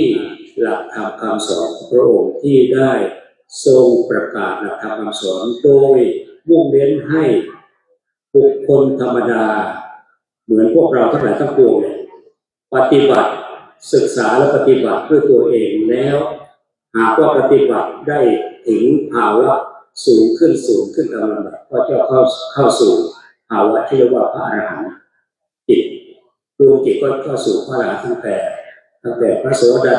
พระสกทาคามีนาคามีพระอรหันต์เป็นต้นแต่ที่สำคัญก็คือว่าทุกคนจะต้องปฏิบัติและทุกคนมีโอกาสที่จะบรรลุธรรมขั้นสูงได้ด้วยกันทั้งสิ้นไม่ว่าคนนั้นจะมีชาติวรรณะหรือพันธุ์ตำแหน่งแห่งหลงลึกตระกูลใดก็แล้วแต่หลักธรรมของพระพุทธเจ้าจึงเป็นหลักธรรมสากลทุกคนปฏิบัติได้โดยไม่มีข้อจำกัดด้วยชาติชั้นวรรณะและเป็นการปฏิวัติคำสอนในยุคนั้นด้วยกันก็คือว่าพระองค์มุ่งเน้นให้ทุกคนปฏิบัติด้วยตัวเองให้พัฒนาจิตของตัวเองไม่ต้องไปพึ่งสิ่งภายนอกเป็นการปฏิวัติคำสอนที่ให้มุ่งเน้นไปนับถือไปเชื่อซุปเปอร์เนเจอรัลก็คือไปเชื่อสิ่งภายนอกที่มองไม่เห็นตัวตนแต่ให้ทำด้วยตัวเองปฏิบัติด้วยตัวเองแล้วเราก็จะสามารถพัฒนาสู่ความเป็นผู้ประเสริฐได้ทันโตเสกโถมนุษย์เสสุผู้ที่ปฏิบัติตนฝึกตนได้อย่างยอดเยี่ยมแล้วเป็นผู้ประเสริฐได้นี่คือสิ่งที่สำคัญดังนั้นความสำคัญของวันวิสาขบูชาจึงส่งผลต่อประชาคมโลกเมื่อองค์การสหประชาชาติเขาได้ประชุมกันครั้งที่54กว่าการประชุมที่174ที่มหานครนิวยอร์กมีผู้แทนขององค์การสหประชาชาติจากทั่วโลกไปประชุมกันและพิจารณาญัตติที่สำคัญที่ท่านจอห์นเดอซารัมผู้แทนของประเทศศรีลังกาได้นำเสนอต่อที่ประชุมองค์การใหญ่ของสหประชาชาติในวันนั้นครับเพื่อพิจารณาว่าจะรับรองให้วันวิสาขบูชาเป็นวันสำคัญสากลของโลกหรือไม่ที่สุดครับที่ประชุมใหญ่วันนั้นได้ยกมือโหวตอย่างท่วมท้นเป็นมติเอกฉันท์รับรองให้วันวิสาขบูชา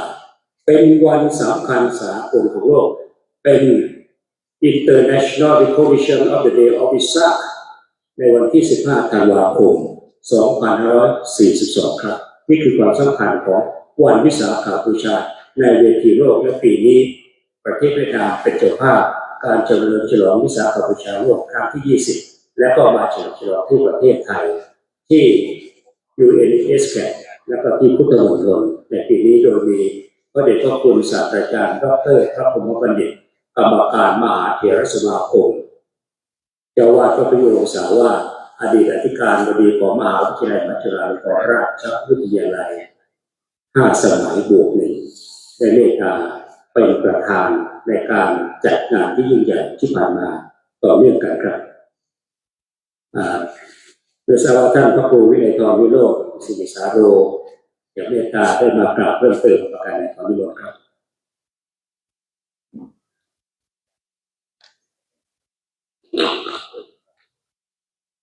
ขออนุโมทนาขอบคุณโยมอาจารย์ดร.ประสิทธิ์บุญศรีแล้วก็พิธีกรสุภาพสตรีขออนุญาตอาจารย์ให้อาจารย์พักผ่อนนิดหนึ่งก่อนนะเดี๋ยวจะมาจะทำความเข้าใจกับพระคุณเจ้านิดหนึ่งท่านพระอาจารย์ที่มาร่วมในพิธีวันนี้นะครับในภาคเช้าผมได้รับการประสานงานจากทีมงานของมจร.ที่ท่านได้เสียสละเวลามาสดับรับฟังการบรรยายธรรมของท่านเจ้าคุณต้นแล้วก็พระพรหมบัณฑิตพอดีเวลาฉันประทานเพลงนะครับเนื่องจากว่าทางฝ่ายผู้ประสานงานบอกว่าต้องเดินไปที่หอฉันนะครับซึ่งมันอยู่ไกลดังนั้นเวลาประมาณ10:30 นาทีท่านพระอาจารย์ที่จะไปฉันเพลที่หอฉันซึ่งจะต้องเดินไปนะครับทางฝ่ายผู้ประสานงานบอกว่าในเวลาดังกล่าวนี้ขอให้ท่านได้ขยับจากออกจากห้องประชุมไปฉันเพลนะครับประมาณ10:30 นาทีส่วนพระอาจารย์ที่มารับรางวัลเสาอโศกผู้นำศีลธรรมแล้วก็ผู้ติดตามนะครับก็อยู่ในหอประชุมนี้ก่อนนะครับอยู่ในหอประชุมนี้ก่อนเดี๋ยว ได้เวลาเดี๋ยวจะได้นิมนต์ไปฉันพระทหารเพลที่หอประชุมหนึ่งนะครับซึ่งตอนนี้ทางฝ่ายเจ้าที่จะได้ประสานงานเรื่องของอาหารแต่ก็ใกล้จะเรียบร้อยเลยนะครับแต่ก็รอนิดหนึ่งเนื่องจากว่าเมื่อสักครู่นี้กระผมเองได้ประสานงานไปที่วัดประยูรแต่ทางฝ่ายเจ้าคุณอาทิตย์บอกว่าคุณพ่อเดินทางมาแล้วว่างั้นครับตอนนี้ท่านเจ้าคุณพระพรหมดิษฐ์นั้นได้เดินทางมาถึงแล้วแล้วก็ต้องกราบขอบพระคุณท่านเจ้าคุณเทพเจ้าคุณประสานได้แจ้งให้ทราบว่าตอนนี้ท่านได้เมตตาเดินทางมาถึงพื้นที่ของการจัดงานดังนั้นพระอาจารย์ครับที่มาร่วมในกิจกรรมนี้นะครับอยากจะขอนิมนต์ท่านพระอาจารย์ได้เข้ามาประจำที่จากที่เก้าอี้ตัวหน้านะครับแล้วก็ขออนุญาตในการแจ้งไปยังญาติโยมที่อยู่ด้านนอกอยู่ชั้นที่หนึ่งหรือรอบชั้นที่สองขอเจริญพรได้เข้ามาในพื้นที่ของการจัดงานซึ่งตอนนี้พระเดชพระคุณท่านเจ้าคุณพระพรหมดิษฐ์กรรมการมหาเถรสมาคมเจ้าวาดวัดพระยุรวงศาวาสแต่ท่านได้เดินทางมาถึงมหาวิทยาลัยมหาจุฬาลงกรณราชวิทยาลัยเป็นที่เรียบร้อยเดี๋ยวสักครู่หนึ่งแต่ตอนนี้พระคุณเจ้าซึ่งถ้าเกิดยังไงด้านล่างนะครับก็จะมีห้องนั่งฉันเพลได้นะครับ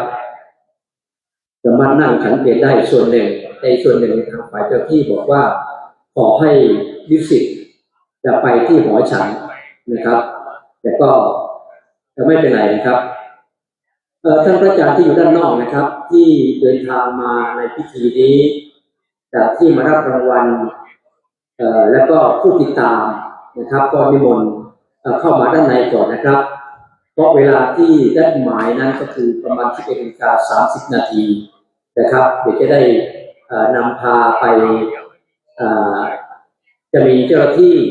จากฝ่ายประสานงานเนี่ยจะพาไปที่นั่งฉันพระทหารเพลนะครับพระอาจารย์ที่นั่งอยู่ตรงนี้ขยับมาด้านหน้าเต็มก่อนนะครับเก้าอี้ของเรานั้นมีเป็นจำนวนมากทีเดียวนะครับมีเป็นจำนวนมากทีเดียวก็อยากให้พระอาจารย์นั่งด้านหน้าตอนนี้ท่านเจ้าคุณขออนุญาตนะครับท่านเจ้าคุณวัดสะพานท่านเจ้าคุณวัดพระรามเก้าท่านเจ้าคุณวัดนาคปรกท่านเจ้าคุณวัดศรีสุดารามก็ท่านได้เมตตามาตั้งแต่ภาคเช้าตอนนี้พระเดชพระคุณท่านเจ้าคุณพระพรหมดิษฐ์แต่ท่านได้เดินทางมาถึงพื้นที่ตรงนี้ได้เข้าไปอย่างคุณสิริทัศน์โคตรนพฤกษ์ท่านพลเอกมังกร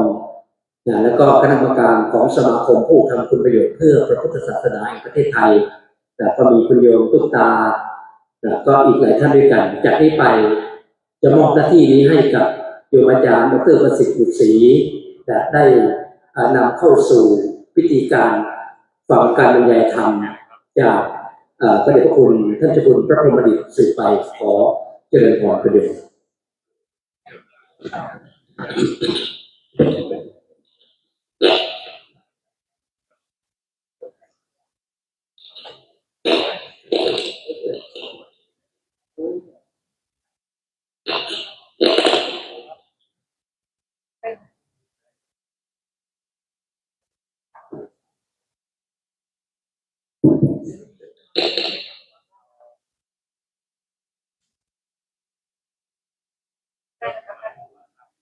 กราบนมัสการพระเดชพระคุณเจ้าคุณพระพรหมบัณฑิตศาสตราจารย์ดร.พระคุณท่านและท่านผู้มีเกียรติที่เคารพรักทุกท่านครับกระผมดร.ประสิทธิ์บุตรศรีปฏิบัติหน้าที่พิธีกร ระคุณท่านและท่านผู้มีเกียรติที่พวกครับลำดับต่อไปจะเป็นการบรรยายพิเศษในหัวข้อเรื่องความสำคัญของพระเจ้าอโศกมหาราช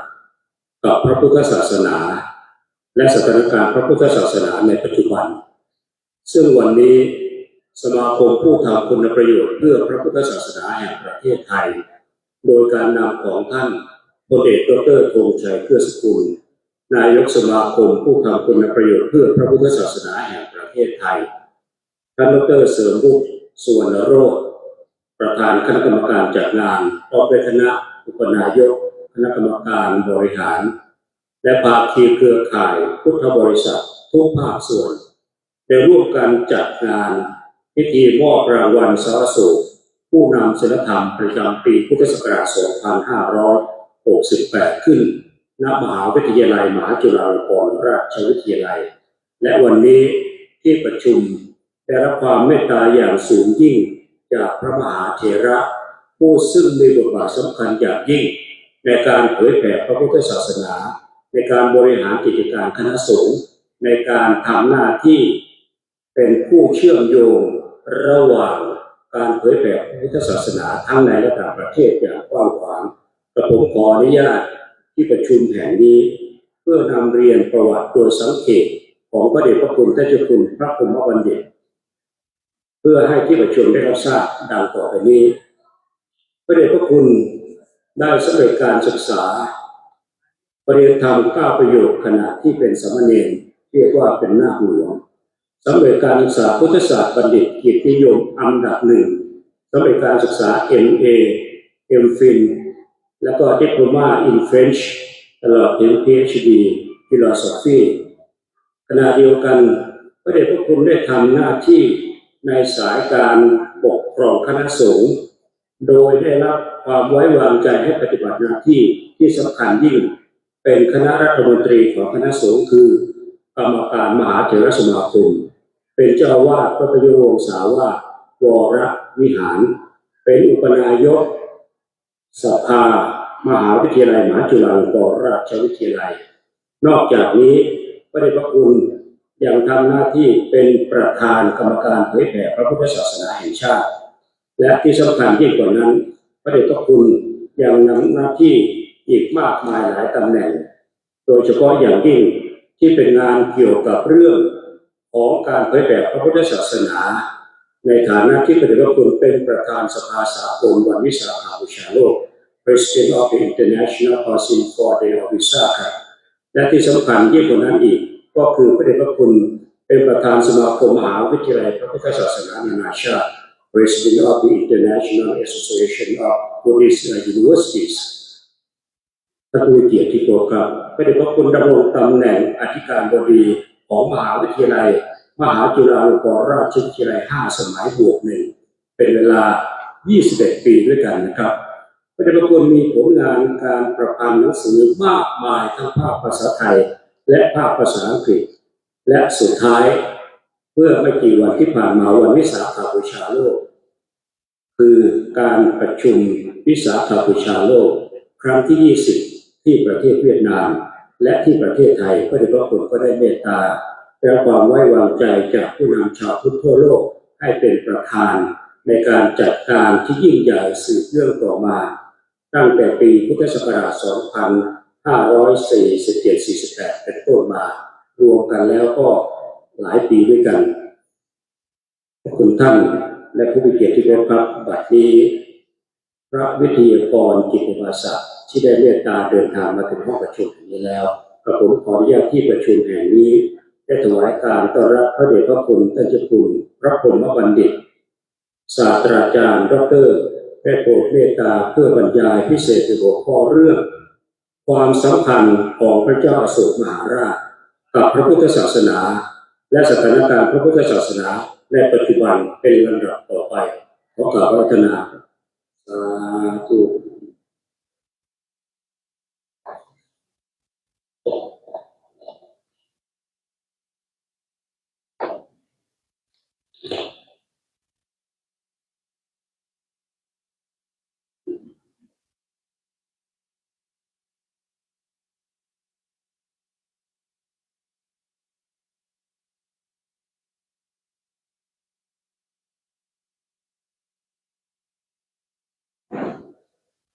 ท่านพระเถระนุเถระ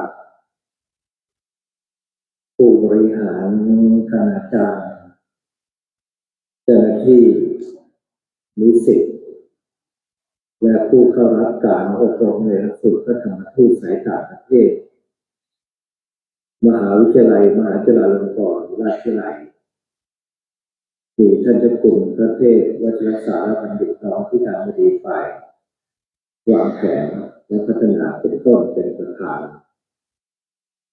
ขอเจริญพรท่านคณะกรรมการผู้จัดงานมอบรางวัลเสาอโศกผู้นำศีลธรรมและขอแสดงความยินดีกับผู้ที่เข้ารับรางวัลนี้ทุกท่านทุกรูปชื่อของรางวัลคือเสาอโศกผู้นำศีลธรรมเป็นชื่อที่ศักดิ์สิทธิ์ยิ่งใหญ่เพราะเกี่ยวพันกับผูกพันกับพระนามของพระเจ้าอโศกมหาราชโดยรางวัลมันก็จะเป็นรางวัลของผู้นำศีลธรรมแต่เกียรติยศศักดิ์ศรีของรางวัลที่กรรมการได้ปรึกษาหารือกันแล้วก็ตั้งชื่อทำให้รางวัลนี้มีความสำคัญและทำให้ผู้ได้รับรางวัลต้องตระหนักถึงบทบาทความรับผิดชอบที่ตามมาเมื่อได้รับรางวัลดังที่เขากล่าวว่าเกียรติยศศักดิ์ศรีมันมาพร้อมกับความรับผิดชอบที่ยิ่งใหญ่พระเจ้าอโศกมหาราชเป็นผู้มีอำนาจมีบารมีแต่ที่โลกจดจำทุกวันนี้มากกว่ามหาราชทั้งหลายในโลกเพราะท่านมีความรับผิดชอบที่ยิ่งใหญ่โดยเฉพาะอย่างยิ่งต่อพระพุทธศาสนาในบรรดาสาวกฝ่ายพระสงฆ์พระสารีบุตรพระโมคคัลลานะพระมหากัสสปะถือว่ามีบทบาทสำคัญในการดำรงรักษาและสืบทอดพระพุทธศาสนาแต่ในฝ่ายคฤหัสถ์ไม่พูดถึงในยุคพระพุทธเจ้าแต่พูดถึงในบรรดาสาวกฝ่ายคฤหัสถ์ทั้งหมดที่ทำให้พระพุทธศาสนาดำรงมาจนถึงปัจจุบันและจะต้องอยู่ไปเกิน 5,000 ปีก็ต้องยกให้พระเจ้าอโศกมหาราชถ้าไม่มีพระเจ้าอโศกมหาราชพระพุทธศาสนาอาจจะไม่ได้เป็นศาสนาของโลกอย่างที่เป็นทุกวันนี้และพวกเราก็ไม่ได้จัดงานวิสาขบูชาโลก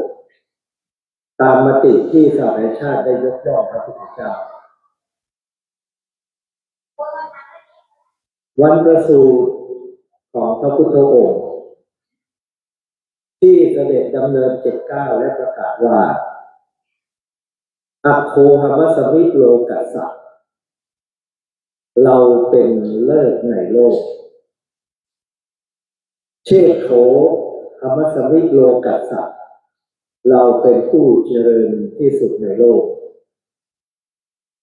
เศรษโถหัมสมิโลกัสสะเราเป็นผู้ประเสริฐที่สุดในโลกที่เรียกว่าอาสพิวาจาพระวาจาที่อาถรรพ์อันประกาศเป็นปริศนาธรรมในวันประสูตินั้นก็จะไม่มีความหมายยิ่งใหญ่อย่างที่แบบนี้เลยท่านไม่ได้พระเจ้าอโศก เราที่ศึกษาพุทธประวัติฉบับของไทยเราตีความว่าอาสพิวาจาที่เปล่งในวันประสูตินั้นหมายถึงการเสด็จดำเนินด้วย7 ก้าวคือประกาศพุทธศาสนาได้7 แคว้นในพระชนชีพของพระองค์เขาเรียกว่าเป็นปริศนาธรรมเดินจริงไม่จริงไม่รู้แต่ว่าความหมายคือพระพุทธเจ้าสามารถประกาศศาสนาได้7 แคว้นซึ่งในสมัยพระพุทธเจ้ามีถึง16 แคว้นแต่ไปได้7 แคว้นดูเหมือนเยอะแต่มันไม่เยอะหรอกแต่มันก็เยอะสำหรับคนสมัยนั้นมากสำหรับคนสมัยนั้นเพราะต้องเดินด้วยเท้า7 แคว้นก็นับว่ามากถ้าท่านไปที่พุทธมณฑลตำบลประสูติท่านก็จะเห็นดอกบัว7 ดอกสลักด้วยศิลามีชื่อ7 แคว้นอยู่ในดอกบัวด้วยแสดงว่าคติการตีความของเราออกไปในทางพุทธศิลป์ด้วย7 แคว้นถ้า7 แคว้นก็คือดินแดนเล็กๆในอินเดียรวมกัน7 แคว้นสมัยโบราณเขาเรียกซิตี้สเตทนครรัฐอย่างอยุธยาหรือโยเดียก็เป็นนครรัฐหนึ่งในสมัยพระเจ้าบุเรนองเชียงใหม่ก็เป็นนครรัฐหนึ่งสุโขทัยไม่ใช่ไทยใหญ่ตองอูเป็นนครรัฐแค่นี้แหละไม่ได้ยิ่งใหญ่กว้างขวางอะไรเพราะฉะนั้นอาสพิวาจาที่จำกัดอยู่ในดินแดนแค่นั้นไม่ทำให้พระเจ้าเป็นศาสดาเอกของโลกคือต้องออกไปนอก7 แคว้นและผู้ที่ทำให้พระพุทธศาสนาขยายไปเกิน7 แคว้นก็คือเดชานุภาพของพระเจ้าอโศกมหาราชซึ่งมีชีวิตอยู่ซึ่งครองราชย์และมีชีวิตอยู่ในช่วงพ.ศ. ถึงพ.ศ. 311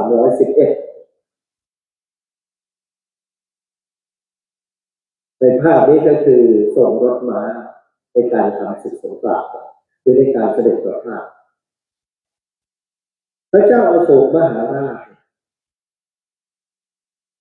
ได้ขยายอำนาจการปกครองของแคว้นมคธแคว้นมคธของพระเจ้าอาชาติพระเจ้าพิมพิสารต่อด้วยพระเจ้าอาชาติศัตรูซึ่งในแคว้นมคธก็มีพระวิหารหรือวัดเวรุวันอยู่จากแคว้นมคธเนี่ยก่อนพระพุทธเจ้าจะนิพพานทำสงครามกับมหาอำนาจใกล้เคียงคือแคว้นโกศลก็ขยายอำนาจไปเรื่อยๆตั้งแต่พ.ศ. 1-2ตอนแรกจะตีแคว้นวัดชีเรื่อยไปเรื่อยมคธก็เติบโตหลังจากพระเจ้าปรินิพพานมาจนพ.ศ. 200โดยประมาณแคว้นมคธขยายอำนาจไปซึ่งเป็นฐานของพุทธศาสนาขยายตามแคว้นมคธจนพ.ศ. 100โดยประมาณก็มีราชวงศ์ที่เป็นฝ่ายพราหมณ์ปกครองดินแดนมคธที่ขยายกว้างใหญ่ไพศาลเป็นราชวงศ์นันทะราชวงศ์นันทะเป็นราชวงศ์นับถือศาสนาพราหมณ์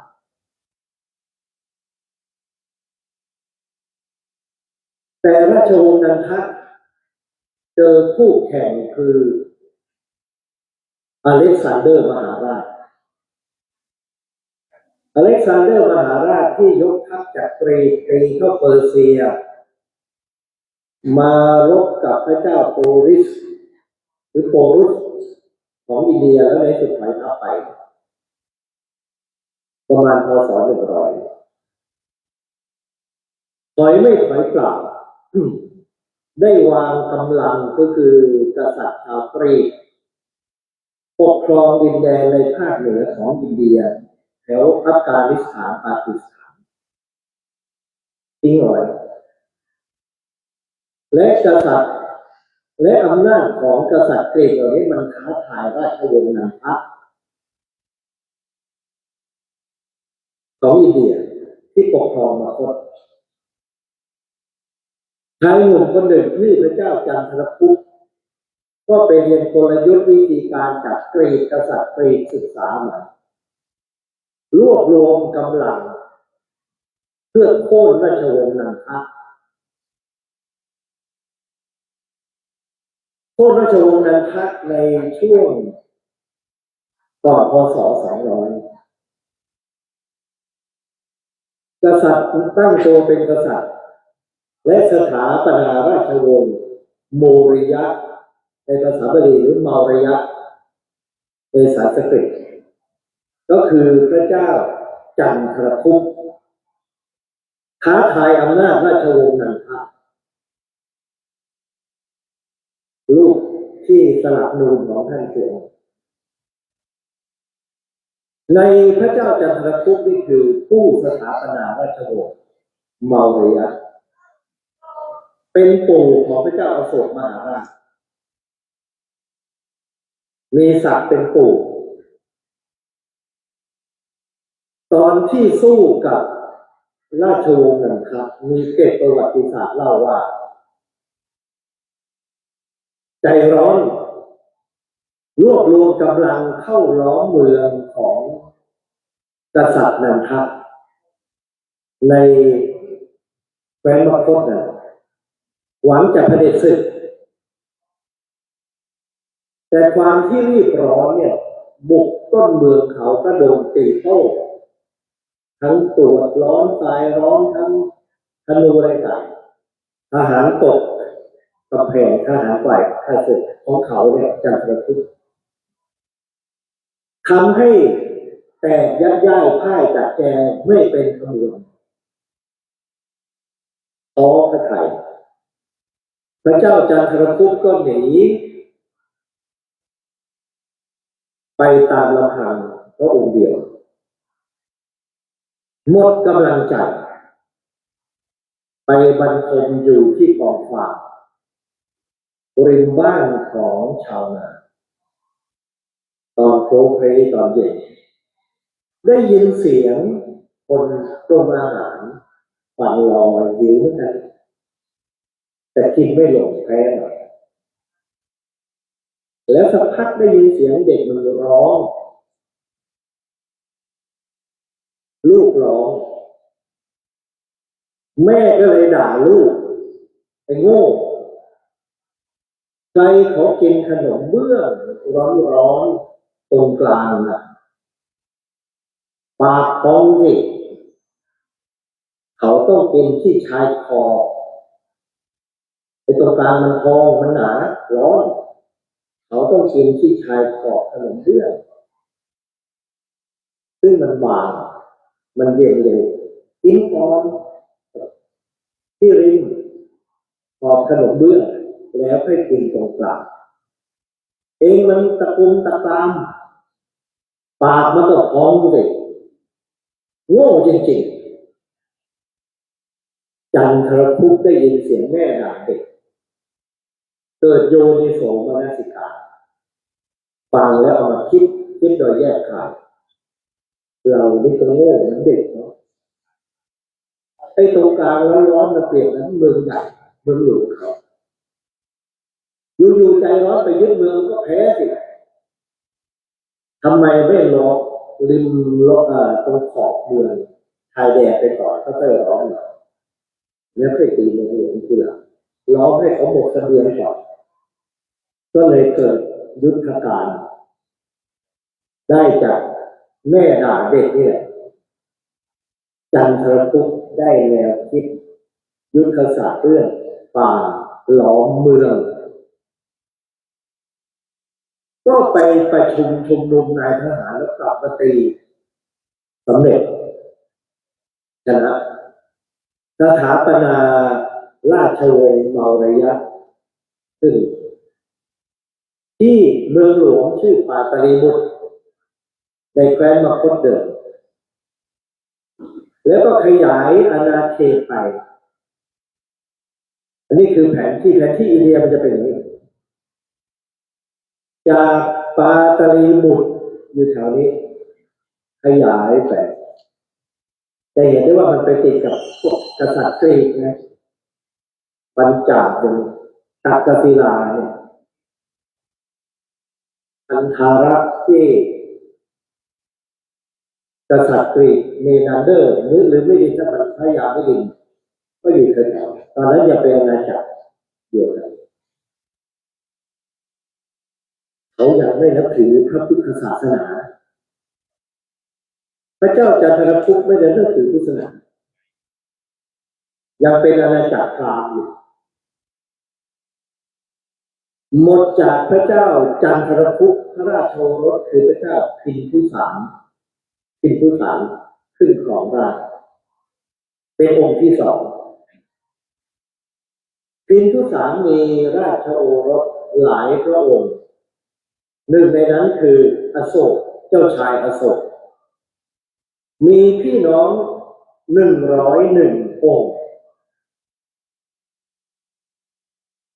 อโศกนี่ค่อนข้างจะเป็นเจ้าชายที่หัวแข็งพระราชบิดาก็เลยส่งไปกินเมืองไกลๆคนที่หัวอ่อนก็อยู่ใกล้ๆแต่พอรู้ว่าพ่อจะสิ้นพระชนม์พระเจ้าอโศกจัดการปฏิวัติฆ่าพี่น้องหมดเลยเป็นร้อยและตัวเองตั้งตัวเป็นกษัตริย์ปกครองปาตลีบุตรเหลือน้องชายไว้องค์หนึ่งที่ติดสัตว์น้องชายเหลืออยู่แต่นอกนั้นตายหมดดุมากนะเหี้ยมโหดมาก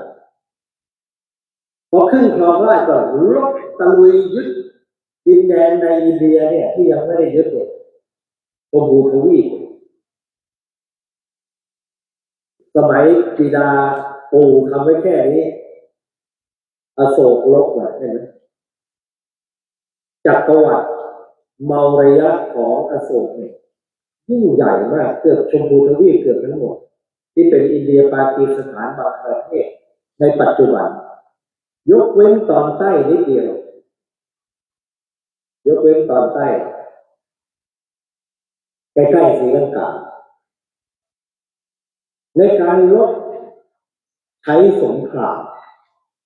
ด้วยความโหดร้ายเพราะฉะนั้นพระเจ้าอโศกในช่วงต้นนี้จึงได้ชื่อว่าจันดาโศก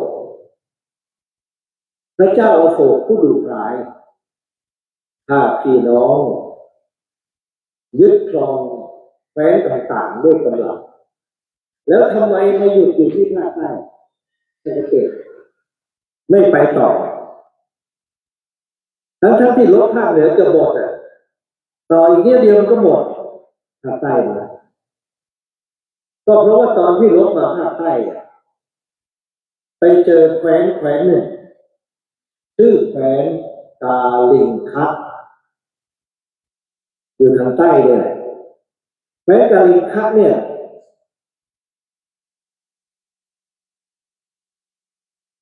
หรือกาลิงคัสเนี่ยทหารสู้จนตัวตายทุกคนไม่ยอมตกเป็นทาสของหรือเมืองขึ้นของอโศกเมื่อสู้กันสุดฤทธิ์เนี่ยจารึกอโศกให้ท่านดูเนี่ยจารึกเนี่ยครับตอนหลังพระเจ้าอโศกได้ทำจารึกเอาไว้หลายเสาทีเดียวจารึกอโศกได้บันทึกไว้ว่าเป็นเส เสาศิลาสมเด็จพระเจ้าอยู่หัวปริยคสีหมายถึงพระเจ้าอโศกผู้เป็นที่รักแห่งทวยเทพอภิเษกแล้วได้8 พรรษาลบตลอดไม่เคยหยุดตั้งแต่ครองราชย์มาทรงมีชัยปราบแคว้นกาลิงคะลงได้ตอนครองราชย์ได้8 พรรษาคณะแคว้นกาลิงคะนั้นประชาชนจำนวน 150,000 คนถูกจับเป็นเฉลยประมาณ 100,000 คนถูกฆ่าตายสมัยโบราณนี่100,000นี่มันคนสมัยพระเจ้าอโศกประมาณกันว่าประมาณ15-30 ล้านคนทั้งชมพูทวีปโดนฆ่าไป100,000เนี่ยมันโอ้ยังกับภูเขาเหล่ากาไม่เคยเรียนเลย และอีกหลายเท่าของจำนวนนั้นล้มตายไปนับแต่การบัดนั้นจนบัดนี้มันเป็นเวลาที่แคว้นกาลิงคะถูกยึดคืนไว้ทรงเศร้าโศกเศร้าสลดพระทัยประโยชน์อะไรของชัยชนะแคว้นกาลิงคะที่ได้มาบนซากศพของคนอื่นทรงมีความสำนึกสลดพระทัยเพราะในขณะที่ปราบปรามแว่นแคว้นอันเป็นเอกได้กำลังเป็นไปอยู่ก็ย่อมมีการฆ่าฟันกันการล้มตายและจับประชาชนเป็นเฉลยเกิดขึ้นสำนึกว่าเป็นสิ่งที่พึงเวทนาอย่างยิ่งและเป็นกรรมหนักเลิกลบเลยจุดเนี้ยอยู่ในศิลาจารึกแล้วหันไปทางศาสนาเข้าวัดเข้าวาไปสำนักตอนนั้นมันมีศาสนาธรรมสำนักอะไรต่างๆเยอะแยะก็ไปสนทนาธรรมแต่ในบันทึกของฝ่ายเราบอกว่าได้สนทนากับสามเณรนิโครธเป็นเนรแล้วได้ฟังสามเณรเทศเรื่องปมาโทมัจจโรปถาเรื่องใสนับถือพระพุทธศาสนาพอนับถือพระพุทธศาสนาหันมาเปลี่ยนการปกครองการยกทัพจับศึกไปเลยไม่มีการยากราทัพอีกต่อไปกษัตริย์สมัยก่อนที่ใครเป็นกษัตริย์จะต้องออกล่าสัตว์เป็นกีฬาเขาเรียกยาตราเหมือนกันอย่างในเรื่องขุนช้างขุนแผนพ่อขุนแผนตายเพราะพระเจ้าแผ่นดินพระพันวษาเนี่ยไปล่าสัตว์ที่สุพรรณแล้วก็ให้พ่อของขุนแผนเนี่ยซึ่งเป็นข้าราชการในดินแดนแต่นั้นอ้อนสัตว์มาให้ล่าแล้วพ่อขุนแผนทำให้พวกสัตว์ที่ถูกล่ามันแตกไอ้ที่ร้องเนี่ยมันหลุดไปได้พระเจ้าพระพันวษาไม่พอพระทัยที่ไม่ได้ล่าสัตว์สมพระทัยก็เลยประหารพ่อขุนแผนที่อยู่สุพรรณในสุดต้องหนีไปอยู่การโดยแม่พาหนีไปเพราะพ่อตายอินเดียก็ทำในนิทานชาดกเยอะแยะไปพระเจ้าแผ่นดินเนี่ยเอากวางมาล้อมไว้ในพระราชวังเพื่อเชื่อถือให้พระเจ้าแผ่นดินทุกพระองค์ก่อนพระเจ้าอโศกก็ทำพอพระเจ้าอโศกขึ้นครองราชย์ประกาศเลยนับถือศาสนาก่อนนะหลังจากเศร้าสลดพระทัยที่แคว้นกาลิงคะได้ฟังเทศมานับถือศาสนาพระเจ้าอโศกประกาศห้ามฆ่าสัตว์ในศิลาจารึกบันทึกเอาไว้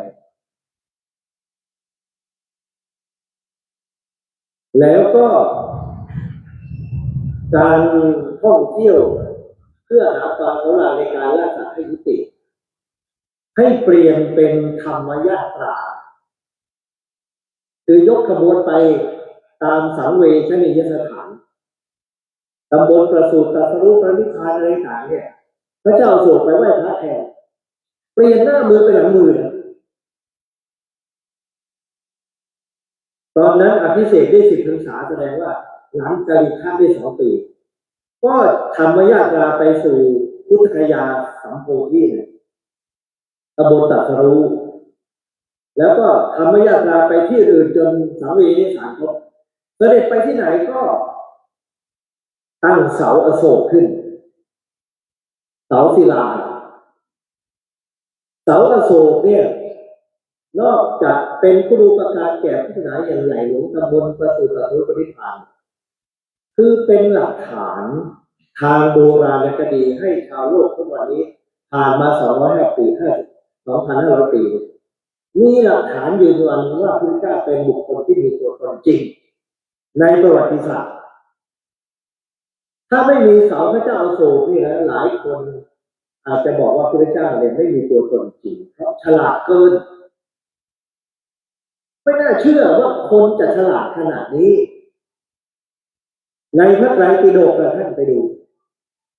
เทศนาของพระเจ้าเนี่ยทำไมฉลาดอย่างนั้นมนุษย์เบอร์ทรัสเซลบอกว่าเขายอมรับว่ามีคนในโลกนี้ที่ฉลาดที่สุด2 คนในโลกตะวันตกยกให้โสเคราติสนักปรัชญาชาวกรีกว่าฉลาดที่สุดในโลกตะวันออกยกให้พระพุทธเจ้าว่าฉลาดที่สุด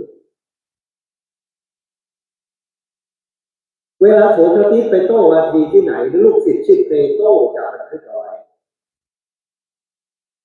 ปัจจุบันเหลือมาได้29 เรื่องรวมเป็นบทสนทนาของโสเคราติสที่ทำให้รู้ว่าเขาฉลาดอย่างไรชื่อบ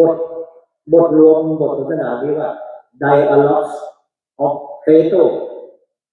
เป็นบทสนทนาที่ตัวเอกคือโสเคราติสโต้วาทีแต่เพโตรเป็นคนจารึกลูกศิษย์จารึกของอาจารย์ Dialogues of Plato เมื่อ100 ปีมาแล้วมีการแปลพระไตรปิฎกเป็นภาษาอังกฤษโดยสมาคม Polytech Society ตั้งชื่อทีคณิกายว่า Dialogues of the Buddha สมัยแรกๆเลยสมัยนี้ก็เป็น Long Discourse of the Buddha แต่เราที่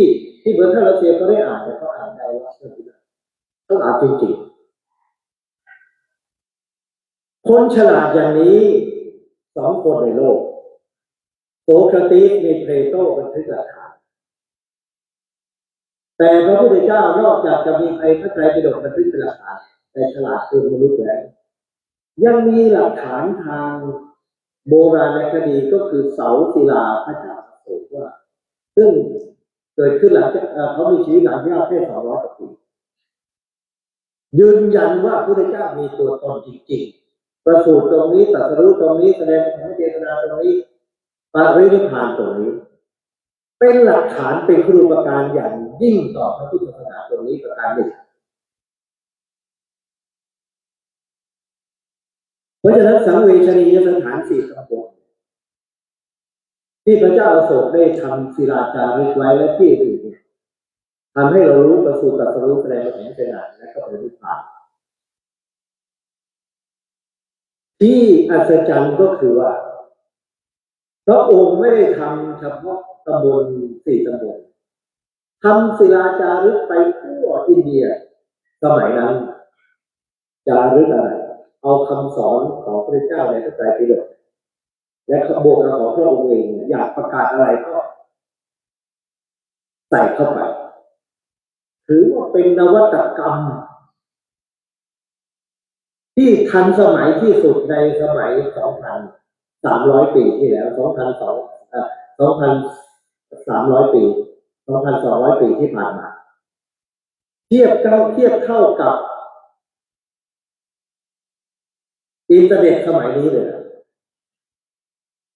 สมัยพระเจ้าอโศกนี่คนอยู่ไกลนี่เขาจะเรียนธรรมะจากไหน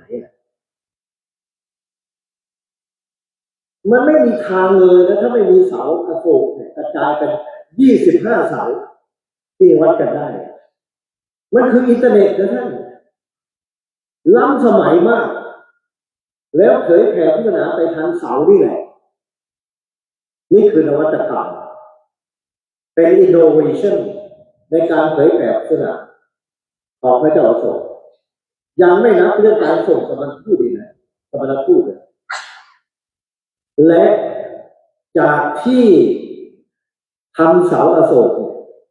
อย่างที่ประสูติก็อันนี้ที่ท่านเห็นที่ลุมพินีมีคำจารึกอยู่ที่นี่หมดแล้วก็ที่แสดงปฐมเทศนาที่สาธารณะเสาหักไปบ้างแต่ที่สาธารณะเนี่ยหัวเสาของพระเจ้าอโศกเก็บไว้เพราะมันจมดินอยู่มันหักอยู่ใต้ดินมันไม่บินเลยนะมันสวยมากเลยนะคือเสาคือหัวเสานี้ให้นี่คือของจริงที่เก็บไว้ในพิพิธภัณฑ์เป็นที่ตำบลแสดงปฐมเทศนาเป็นสิงห์4 ตัวนะหันหลังชนกันอยู่บนฐานกลมๆเนี่ยตรงด้านหน้าของฐานมีธรรมจักรแสดงถึงว่าเป็นพระพุทธศาสนาใช่ไหมแล้วก็มีสัตว์4 ตัววิ่งวนอยู่ไล่กันมีม้ามีวัวมีช้างแล้วก็มีสิงโตเสาหัวเสาของพระเจ้าอโศกที่สายหน้ามีสิงโตตั้ง4 ตัวแต่ที่อื่นมีตัวเดียวเสาอื่นพอ4 ตัวขึ้นมาเนี่ยแล้วก็ขุดเจอขึ้นเอาไว้ในพิพิธภัณฑ์ปี 2490 อินเดียได้เอกราชจากอังกฤษจะต้องมีสัญลักษณ์ของประเทศตราแผ่นดิน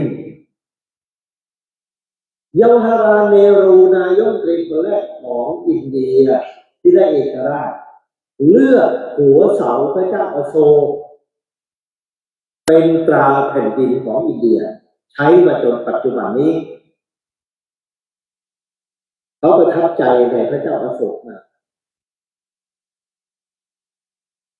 เขาเรียกตราแผ่นดินนี่คือตราแผ่นดินเนี่ยของอินเดียปัจจุบันบ้านเราตราพุทธแต่หัวกระดาษอินเดียเนี่ยคือเสาพระเจ้าอโศกปกติเสาพระเจ้าอโศกเนี่ยบนหัวเสาเนี่ยจะมีดอกบัวอยู่ด้วย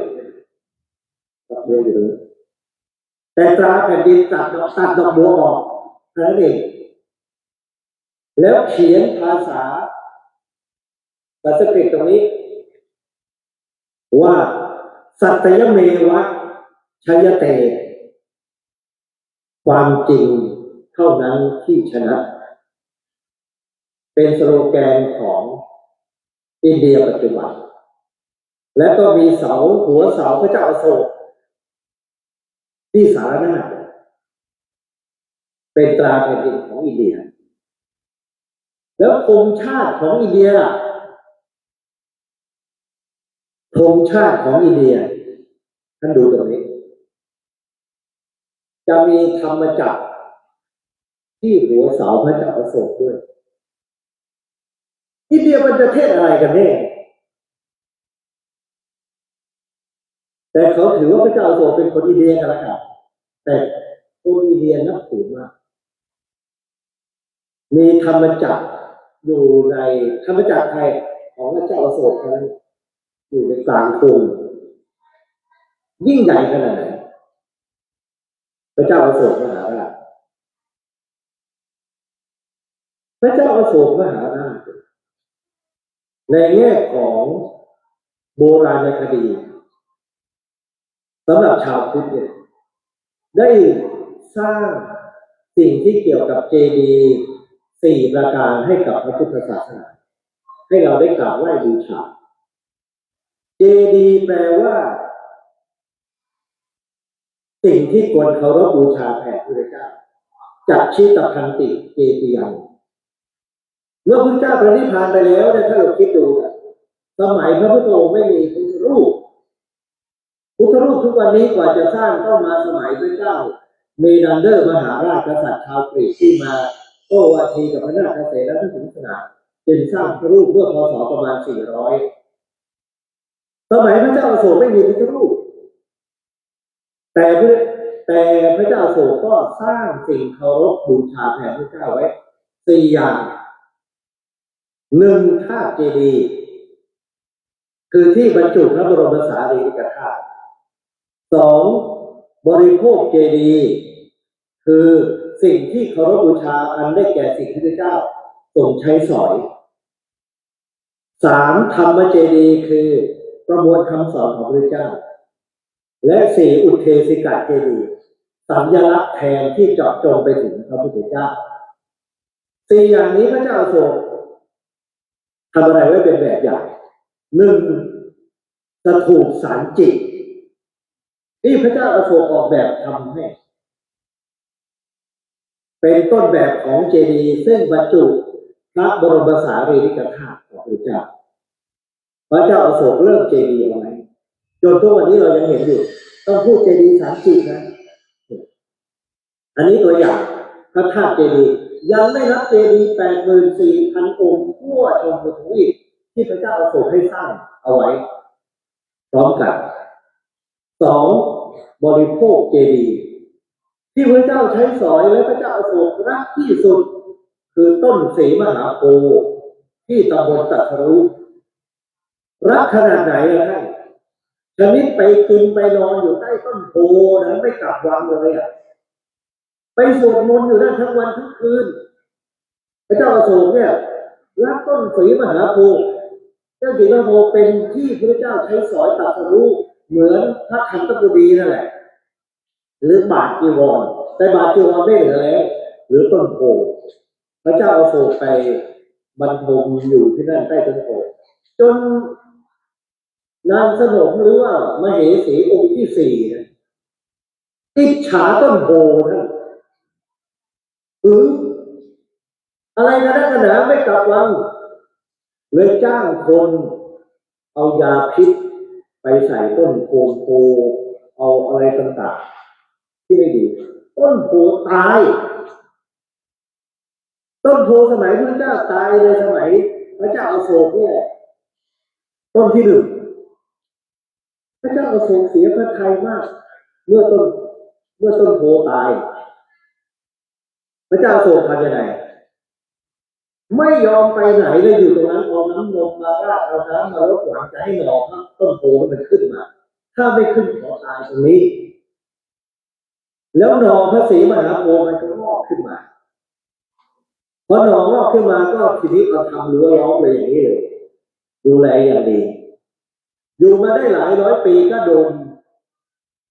ตัดทำลายอีกโดยกษัตริย์ฮินดูในยุคต่อมาโดนทำลายไป3 ครั้งเลย3 รุ่นสุดท้ายตายไปเองประมาณ 2,400 ก็เอาหน่อที่อยู่ใกล้ๆเนี่ยปลูกกันขึ้นมาเป็นต้นโพปัจจุบันนี่เจเนอเรชั่นที่4ตำบลตรัสรู้เนี่ยเป็นบริโภคเจดีย์แต่ชาวพุทธเนี่ยต้องถือว่าพระเจ้าอโศกได้นำร่องในการมาทำศิลาจารึกไว้อะไรไว้แล้วตัวเองจะไปเคารพบูชาบริโภคเจดีย์เหลือเกินที่3ต้นโพเนี่ยต้นฉบับจริงๆเนี่ยที่ต้นแรกที่ตรัสรู้เนี่ยพระราชธิดาของพระเจ้าอโศกชื่อพระนางสังฆมิตาเถรีที่บวชขึ้นเป็นภิกษุณีในสมัยนั้นนำได้มีการต่อตานะต่อกิ่งเนี่ยต่อตาต่อกิ่งเหมือนกับตอนอะไรว่าตอนก็แล้วกันเอากิ่งแล้วตะวันตกเนี่ยของต้นศรีมหาโพธิ์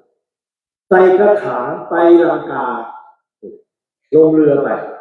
แล้วไปปลูกไว้ที่เมืองอนุราธปุระของศรีลังกาเป็นต้นโพต้นแรกที่พระเจ้าตรัสรู้แต่ว่าเป็นกิ่งเอาไปปลูกที่อนุราธปุระอยู่มาจนบัดนี้เนี่ยใครไปลังกาเนี่ยถือว่าไปไหว้ต้นแรกเลยแล้วต้นไม่สูงนะอยู่แค่นี้เพราะว่ามันต่อกิ่งมาต้นกลางเป็นของจริงต้นรอบๆเนี่ยเขาปลูกล้อมไว้ไอ้ต้นจริงเนี่ยต้องเอาไม้ค้ำนะตัวจริงเราไปก็จะไปไหว้กันเขาเรียกโพลังกาอยู่ที่ศรีลังกาสิ่งที่พระเจ้าอโศกได้ทำอีกประการหนึ่งก็คือสังฆายนาให้มีการสังฆายนาในสมัยโน้น รวบรวมพระธรรมคำสั่งสอนก่อนพระเจ้าอโศกพระธรรมคำสั่งสอนไม่ได้แบ่งเป็นปิฎกนะมีสองอย่างธรรมะกับวินัยแต่พอยุคพระเจ้าอโศกในการเสนาครั้งที่สามได้แบ่งเป็นสามปิฎกเป็นครั้งแรกในโลกจนมาถึงทุกวันนี้เป็นวินัยปิฎกพระสุตตันตปิฎกและอภิธรรมปิฎกสามปิฎกเป็นระบบมหายานที่แตกออกไปเนี่ยในอินเดียเพราะไม่เห็นด้วยกับอภิธรรมปิฎกเถรวาททุกวันนี้ต้องถือว่าได้อภิธรรมของเราในภาษาบาลีที่ชำระสาสางในสมัยพระเจ้าอโศกเพราะฉะนั้นพระเจ้าอโศกเนี่ยได้ทำให้เกิดในสมัยพระเจ้าอโศกได้ทำให้เกิดพระไตรปิฎกของเถรวาทเป็นภาษาบาลีเป็นสังฆนาครั้งที่สามครั้งที่สี่เรานับการสังฆนาในศรีลังกาแต่มหายานไม่นับมหายานนับการสังฆนาครั้งที่สี่อีก300 ปีต่อมาในภาคเหนือของอินเดียจัดโดยพระเจ้ากนิษฐะเป็นฝ่ายมหายานใช้พระไตรปิฎกเป็นสันสกฤตพระเจ้ากนิษฐะนั้นมหายานถือว่าเป็นอโศกของมหายานเพราะทำให้เกิดการสังฆนาขึ้นเมื่อพ.ศ. 600และก็เป็นการพัฒนาไปสู่มหายานเป็นภาษาสันสกฤตสิ่งที่ต่างออกไปก็คืออภิธรรมของมหายานในสมัยพระเจ้ากนิษฐะเป็นสันสกฤตเราเรียกอภิธรรมของสารวาสติวาทินจริงๆสารวาสติวาทินนั้นมันเป็นลักษณะไฮบริดเถรวาทก็ไม่ใช่มหายานก็ไม่ใช่มหายานพัฒนาไปจากสารวาสติวาทินคือนาคาชนมาวิจารณ์สารวาสติวาทินจริงอย่างไรก็ตามที่เราเป็นเถรวาทอยู่ทุกวันนี้จบอยู่ที่พระเจ้าอโศกและพระไตรปิฎกของบาลีในอินเดียไม่มีการเสนาเลยมาลังกาจากลังกามาสุโขทัยเพราะฉะนั้นพุทธศาสนาในรูปแบบของเราเนี่ยเป็นยุคธรรมเจดีย์เจดีย์คือธรรมะของพระเจ้าอโศกที่เป็นภาษาบาลีที่เหลือในอินเดียสมัยโน้นต่อมาเป็นสันสกฤตส่วนอุเทศิกาเจดีย์คือพุทธรูปยังไม่มี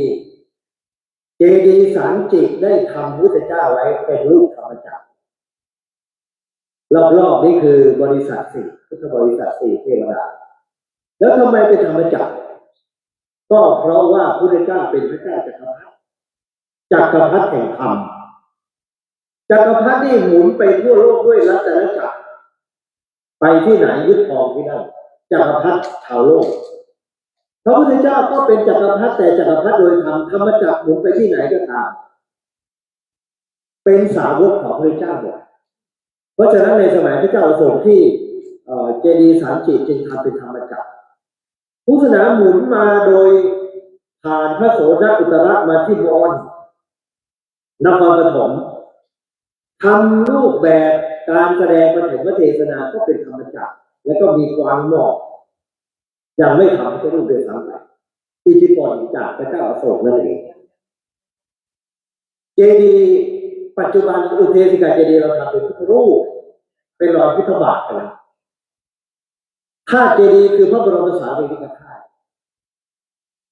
บริโภคเจดีย์ก็คือต้นสีมหาโพธิ์พระขันธปดีธรรมเจดีย์คือพระไตรปิฎกคือออกไตรและอุเทศิกาเจดีย์คือพุทธรูปสมัยพระเจ้าอโศกเป็นธรรมจักรเป็นรอยพุทธบาทของเราเป็นต้นสิ่งที่พระเจ้าอโศกได้อุปถัมภ์บำรุงพระพุทธศาสนาถ้าพูดแบบพระสงฆ์ไทยทุกวันนี้งานของพระสงฆ์มี6 ด้านในพรบคณะสงฆ์ 1การปกครอง2การศึกษา3การศึกษาสงเคราะห์4เผยแผ่5สาธารณูปการการก่อสร้าง6สาธารณสงเคราะห์ถ้าพระเจ้าอโศกมหาราชอุปถัมภ์ครบ6ด้านถ้าเราจะดูงานของพระองค์ เกี่ยวกับคำถามบำรุงพระพุทธศาสนาผ่านคณะสงฆ์เมื่อกี้นั้นพูดถึงเจดีย์พูดถึงสาวอโศกนั้นพูดทั่วไปแต่คณะสงฆ์เนี่ยท่านทำสี่อย่างอย่างที่หนึ่งคือการปกครองคณะสงฆ์สร้างวัดอโศการามเป็นต้นนะแล้ววัด84,000 วัดทั่วมีเจดีย์บรรจุพระบรมสารีริกธาตุกระจายไปทั่วแล้วที่วัดอโศการามเนี่ยพระเจ้าแผ่นดินประทับอย่างนี้คนปลอมบวชเยอะนับถือศาสนาพราหมณ์นับถือลัทธิแปลกๆก็มาบวชเป็นพระเพราะว่าไม่ต้องบิณฑบาตหรือบิณฑบาตได้ง่ายศาสนาอื่นเป็นหิ่งห้อยเมื่อพระอาทิตย์ขึ้นแล้วอยู่ไม่ได้ก็เลยเขาเรียกปลอมตนมาเป็นพระสงฆ์แต่สอนลัทธิศาสนาตัวเองพระดีๆทั้งหลายเลยไม่ยอมรับพวกนี้และไม่ลงโบสถ์ไม่สวดปฏิโมกข์ไม่ทำสังฆกรรมด้วยแต่บวชกันเยอะเหลือเกินหลายหมื่นคนพวกศาสนาอื่นปลอมตนเข้ามาพระดีๆรังเกียจเลยไม่ลงสังฆกรรมไม่ลงโบสถ์7 ปีท่านพระสงฆ์แตกกัน7 ปีพระเจ้าอโศกจึงสั่งอำมาตย์ให้ไปดูแลให้พระสงฆ์ลงโบสถ์เกิดสามัคคีกัน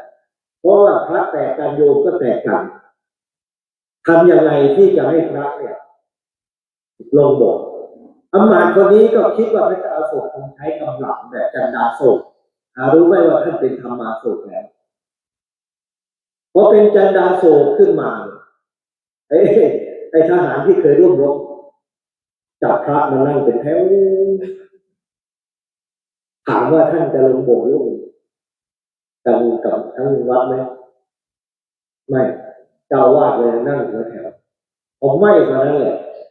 ไอ้ทหารที่อยู่ข้างหลังพระรูปนั้นแหละ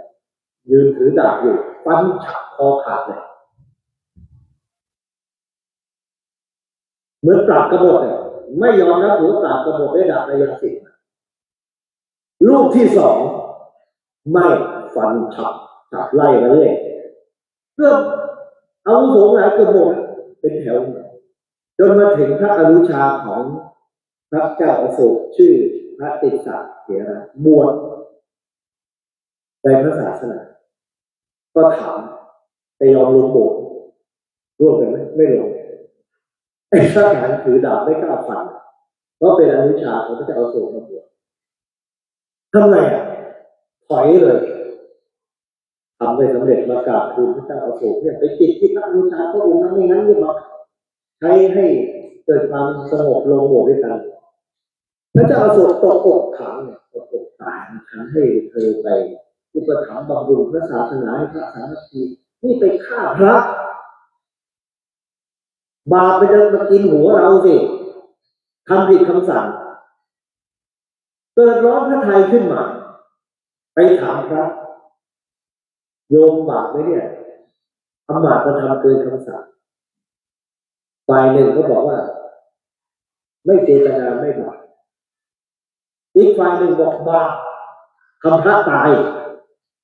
พระเจ้าอโศกก็ร้อนพระทัยแล้วจะหาใครตัดสินพูดแล้วต้องเชื่อก็บอกว่ามีพระมหาเถระอายุ120อยู่ที่ต้นน้ำของในภูเขานะท่านไม่ค่อยออกมาหรอกชื่อพระโมคคัลลีบุตติสะเถระทุกคนนับถือหมดถ้าไปนิมนต์ท่านมาแล้วถามปัญหาพระองค์จะสบายพระทัยพระเจ้าอโศกก็นิมนต์มาแล้วก็ถามว่าโยมบาปไหมพระโมคคัลลีบุตรก็ตอบโดยอ้างชาดกชื่อติติระชาดกนกกระทานกกระทาเนี่ยในทางจับมาบังคับให้ร้องเป็นนกต่อนกกระทาอื่นเข้ามาได้ยินเสียงร้องมาก็เลยโดนในทางจับเป็นนกต่อไอ้ตัวไอ้ติดเป็นนกกระทาที่ว่าพี่น้องโดนจับฆ่าขายเพราะเสียของตัวเองเราบาปหรือเปล่าตอนหลังก็เลยไม่ร้องไม่ยอมร้องพรานมันก็ตีหัวนกมันก็ต้องร้อง ก็เลยโดนไอ้เพื่อนไอ้พี่น้องมาตามเสียก็โดนจับแถววันหนึ่งก็มีโอกาสแอบไปพามันไปนอนหลับที่อาสมฤาษีนกก็เลยถามฤาษีว่าเนี่ยเขาไม่ได้ตั้งใจเลยนะเป็นนกต่อเนี่ยแต่ทำให้พี่น้องมาตายไม่จะบาปฤาษีก็บอกไม่เจตนาไม่บาปพระโมคคัลลีบุตรอ้างนาชาดกเรื่องนี้แล้วก็มหาบุพิตเช่นเดียวกันไม่เจตนาไม่บาปรู้สบายพระทัยก็เลยมาถามบำรุงพุทธศาสนาสร้างวัดสร้างวามากมายมหาศาลแล้วก็ถามว่าโยมจะแก้ปัญหาพระแตกแยกได้อย่างไรเนี่ยที่อามาตย์ทำไม่สำเร็จเนี่ยอยากจะอุปถัมภ์ชำระพระศาสนาให้บริสุทธิ์จะทำอย่างไรก็ให้พระจัดการกันแต่พระองค์ใช้อำนาจอาญาคือจับศึกพระเนี่ยจะไล่จับศึกกันไม่ได้แต่จะสอบได้สอบถามว่าใครเป็นพระแท้พระเทียมพอรู้แล้วบังคับให้ศึกถ้าไม่ศึกใช้พระราชญาของพระองค์บ้านเมืองเนี่ยแล้วก็กฎหมายปัจจุบันเนี่ยใครทำไม่ดีมหาเถรมีคำสั่งให้ศึกไม่ศึกติดคุกเป็นเรื่องของบ้านเมืองก็มาจากอันนี้พระเจ้าอโศกนี่แหละพระเจ้าอโศกโยมจะสนับสนุนแล้วก็คุณเจ้าจะทำไงเดี๋ยวพระจะตั้งกรรมการสอบไอ้พวกบวกปลอมบวชปลอมปลอมเนี่ยไหนให้มาสอบใครตอบว่าพระพุทธเจ้าสอนอะไรเนี่ยคำถามว่าพระพุทธเจ้าสอนอะไรถ้าตอบผิดไล่ศึกก็ถามกันเข้าไปในห้องเฉพาะคนที่สอบถามถ้าสอนเรื่องเขาเรียกว่าโลกเที่ยงมีอาตมันมีอะไรเป็นศาสนาไล่ศึกสอนว่าขาดศูนย์ไล่ศึกสอนนู่นแล้วนี่คนที่อยู่ได้ตอบว่าวิพัชชวาทีพระพุทธเจ้าสอนให้จำแนกธรรมเช่นขันธ์ห้ามีรูปเวทนาสัญญาสังขารวิญญาณจิตเจตสิกรูปนิพพานอะไรต่างแล้วก็จำแนกในแง่ที่ว่าแยกตอบเช่นพระเจ้าสอนพระเจ้าตอบอย่างไรอยู่ป่าตลอดชีวิตดีหรือไม่ดีพระเจ้าบอกแล้วแต่ถ้าอยู่แล้วจิตสงบอยู่แล้วดีอยู่แล้วป่วยเข้าโรงพยาบาลมันไปอยู่ไม่ได้เราคุ้มได้อยู่วัดในหมู่บ้านให้แยกตอบเรียกวิพัชชวาทีผู้ที่ตอบวิพัชชวีตอบผ่านและรักษาพระศาสนาไว้ในที่สุดก็พระเหล่านี้แหละส่งไปเผยแผ่พระศาสนาเป็นวิพัชชวาทีพวกเราก็เป็นวิพัชชวาทีอันนี้ปกครองตัวอย่างปกครองศึกษาคือสังเกตนาครั้งที่3พระธรรมวินัยพระไตรปิฎกถือว่าเป็น KM knowledge management ที่สำคัญมากคำสอนของพระเจ้าเนี่ยถ้าไม่มีจัดการให้เป็นหมวดหมู่ท่องจำยากเพราะว่าไม่มีการจารึกในสมัยเจ้าโศกยังไม่ได้เขียนเป็นละล่าสอนก็ต้องทำเป็นระบบให้จำง่ายแล้วก็มีคำซ้ำกันเยอะการท่องจำพระไตรปิฎกเรียกว่าการศึกษาแบบมุขปาฐะปากต่อปากต่อกันพระประชาก็สอนลูกศิษย์ก็สอนต่อไปเป็นการศึกษาแบบมุขปาฐะจากระบบพระธรรมวินัยจนกระทั่งพระเจ้าอโศกเนี่ยเผยแผ่พุทธศาสนาไปส่งไป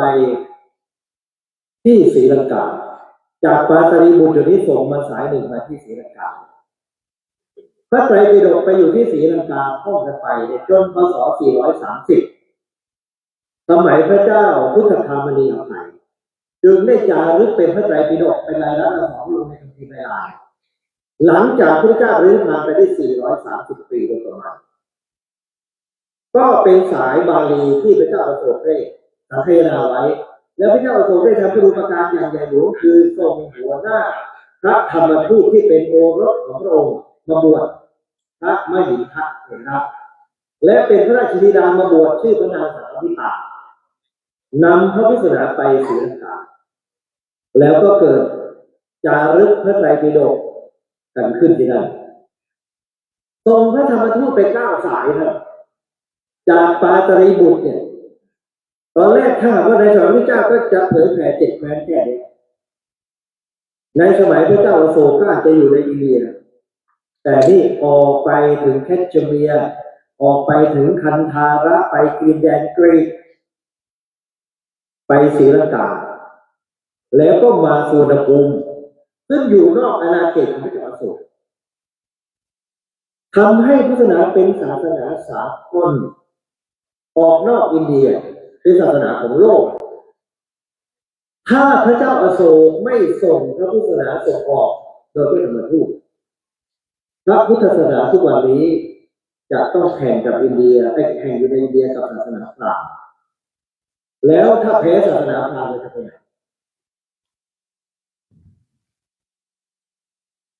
ศาสนาพราหมณ์แม้จะมีคนส่วนใหญ่นับถือในอินเดียแต่ไม่ใช่ศาสนาของโลกในประเทศไทยเรามีศาสนาทางการอยู่5 ศาสนาพุทธคริสต์อิสลามพราหมณ์ฮินดูและก็ซิกพุทธเป็นศาสนาสากลไปทั่วโลกคริสต์ก็เช่นเดียวกันอิสลามเช่นเดียวกันแต่พราหมณ์เป็นศาสนาของคนอินเดียซิกเป็นศาสนาของคนอินเดียแม้พราหมณ์ซิกจะมาอยู่ประเทศไทยไปอยู่อเมริกาไปไหนก็ไปอยู่ในคอมมูนิตี้ของคนอินเดียเท่านั้นแม้ศาสนาพราหมณ์จะมาอยู่ที่นครวัดนครธมสมัยนครวัดนครธมสมัยของกัมพูชาโบราณก็ตามพ่อค้าชาวอินเดียมาและตอนนี้มีอะไรที่เป็นศาสนาประจำชาติกัมพูชาบ้าง94-95%เป็นพุทธทั้งนั้นพุทธศาสนาเนี่ยไปทั่วโลกและถ้าไม่ใช่เพราะพระเจ้าอโศกที่ส่งไปพุทธศาสนาพระธรรมทูตไปตรงนี้เนี่ยจะไม่เข้าไปที่โขตานจากโขตานจะไม่เข้าไปในจีนตรงนี้เนี่ยมันเป็นทางสายใหม่เข้าไปในโขตานไปจีนในที่สุดไปถึงวัดน้ำขาวพระพุทธศาสนาโดยท่านโพธิธรรมเนี่ยจากอินเดียเนี่ยเจาะเข้าไปในจีนแผ่นดินใหญ่ระหว่างอารยธรรมยิ่งใหญ่2 กระแสคือจีนกับอินเดียถ้าถามว่าใครมีอิทธิพลเหนือใครตอบว่าอินเดียเหนือจีนเพราะในที่สุดคนจีนต้องนับถือพุทธศาสนาและนับถือพุทธศาสนาเพื่อเป็นของอินเดียเท่าไหร่เพราะความยิ่งใหญ่แห่งคำสอนของพระพุทธเจ้าไม่ได้ยิ่งใหญ่เพราะเป็นอินเดียเหนือจีนแต่พุทธศาสนาเนี่ยเจาะเข้าไปที่ไหนนั่นคือพระปัญญายิ่งใหญ่จีนยอมรับนับถือพุทธศาสนาเพราะพระพุทธองค์แล้วก็กระจายไปทั่วโลกทุกวันนี้ศาสนาพราหมณ์เราเป็นศาสนาของจิตแต่พุทธศาสนาเป็นศาสนาของโลกพระพุทธเจ้าจึงเป็นศาสนาเอกของโลกคำว่า7 9ที่ว่ามันไม่ใช่7 แคว้นแล้วกี่ทวีปกับครบไปเลยมีพุทธศาสนาบอกจากวิสาขบูชาโลกนี้รู้ดีปีหน้า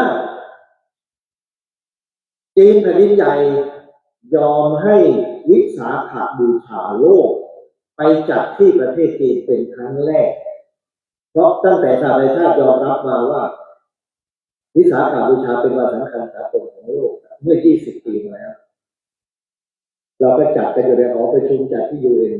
ไม่เคยได้เข้าไปในจีนแผ่นดินใหญ่แต่ไปเวียดนามครั้งนี้ประมุขสงฆ์จีนประกาศขอเป็นเจ้าภาพในนามรัฐบาลพุทธศาสนาจากอินเดียเข้าไปในจีนและในยุคนี้จีนยอมรับให้พุทธศาสนาเข้าไปจัดในขณะที่ไม่ยอมรับศาสนาอื่นเพราะถือว่ามาจากนอกประเทศไม่ให้ไปจัดใหญ่นะการเผยแผ่พุทธศาสนามาจากพระเจ้าอโศกนี่ที่ว่า9 สายเนี่ยนะถ้าจะเห็นไปแคชเมียร์ไปคันธาระซึ่งมีพระเจ้าเมนาเดอร์มหาราชพญามิลินไปกรีซไปกรีกไปสุวรรณภูมิซึ่ง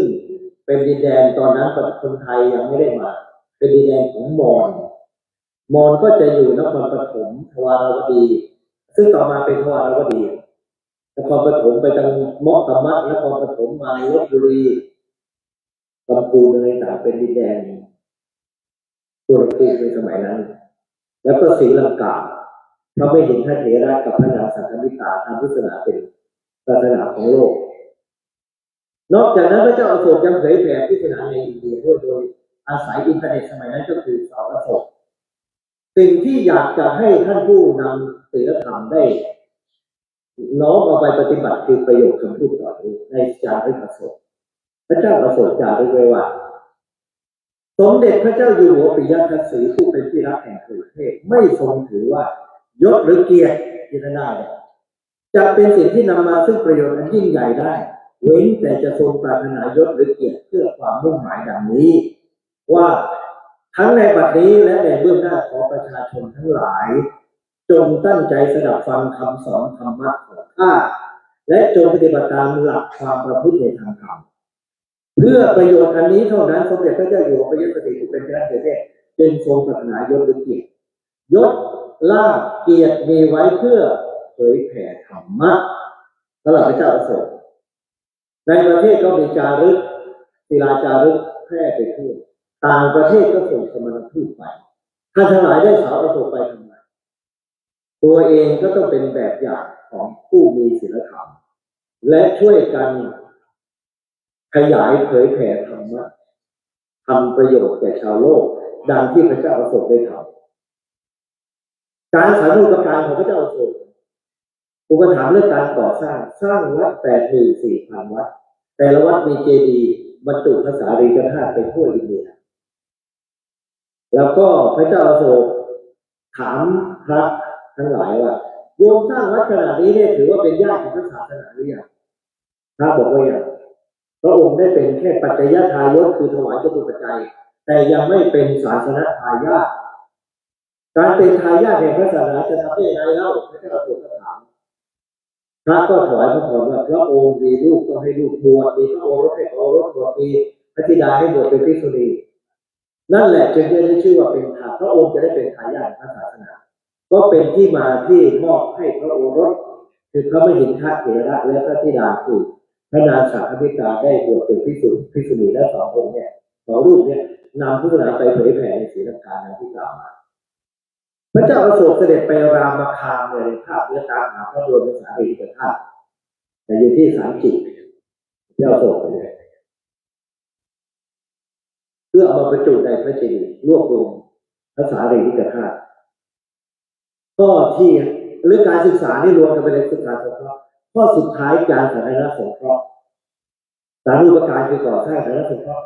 พระเจ้าอโศกเป็นพระมหากษัตริย์ที่สั่งห้ามบูชายันแต่ก่อนจะต้องมีการบูชายันฆ่าสัตว์พอเป็นพระมหากษัตริย์ศาสนาพราหมณ์เลยห้าม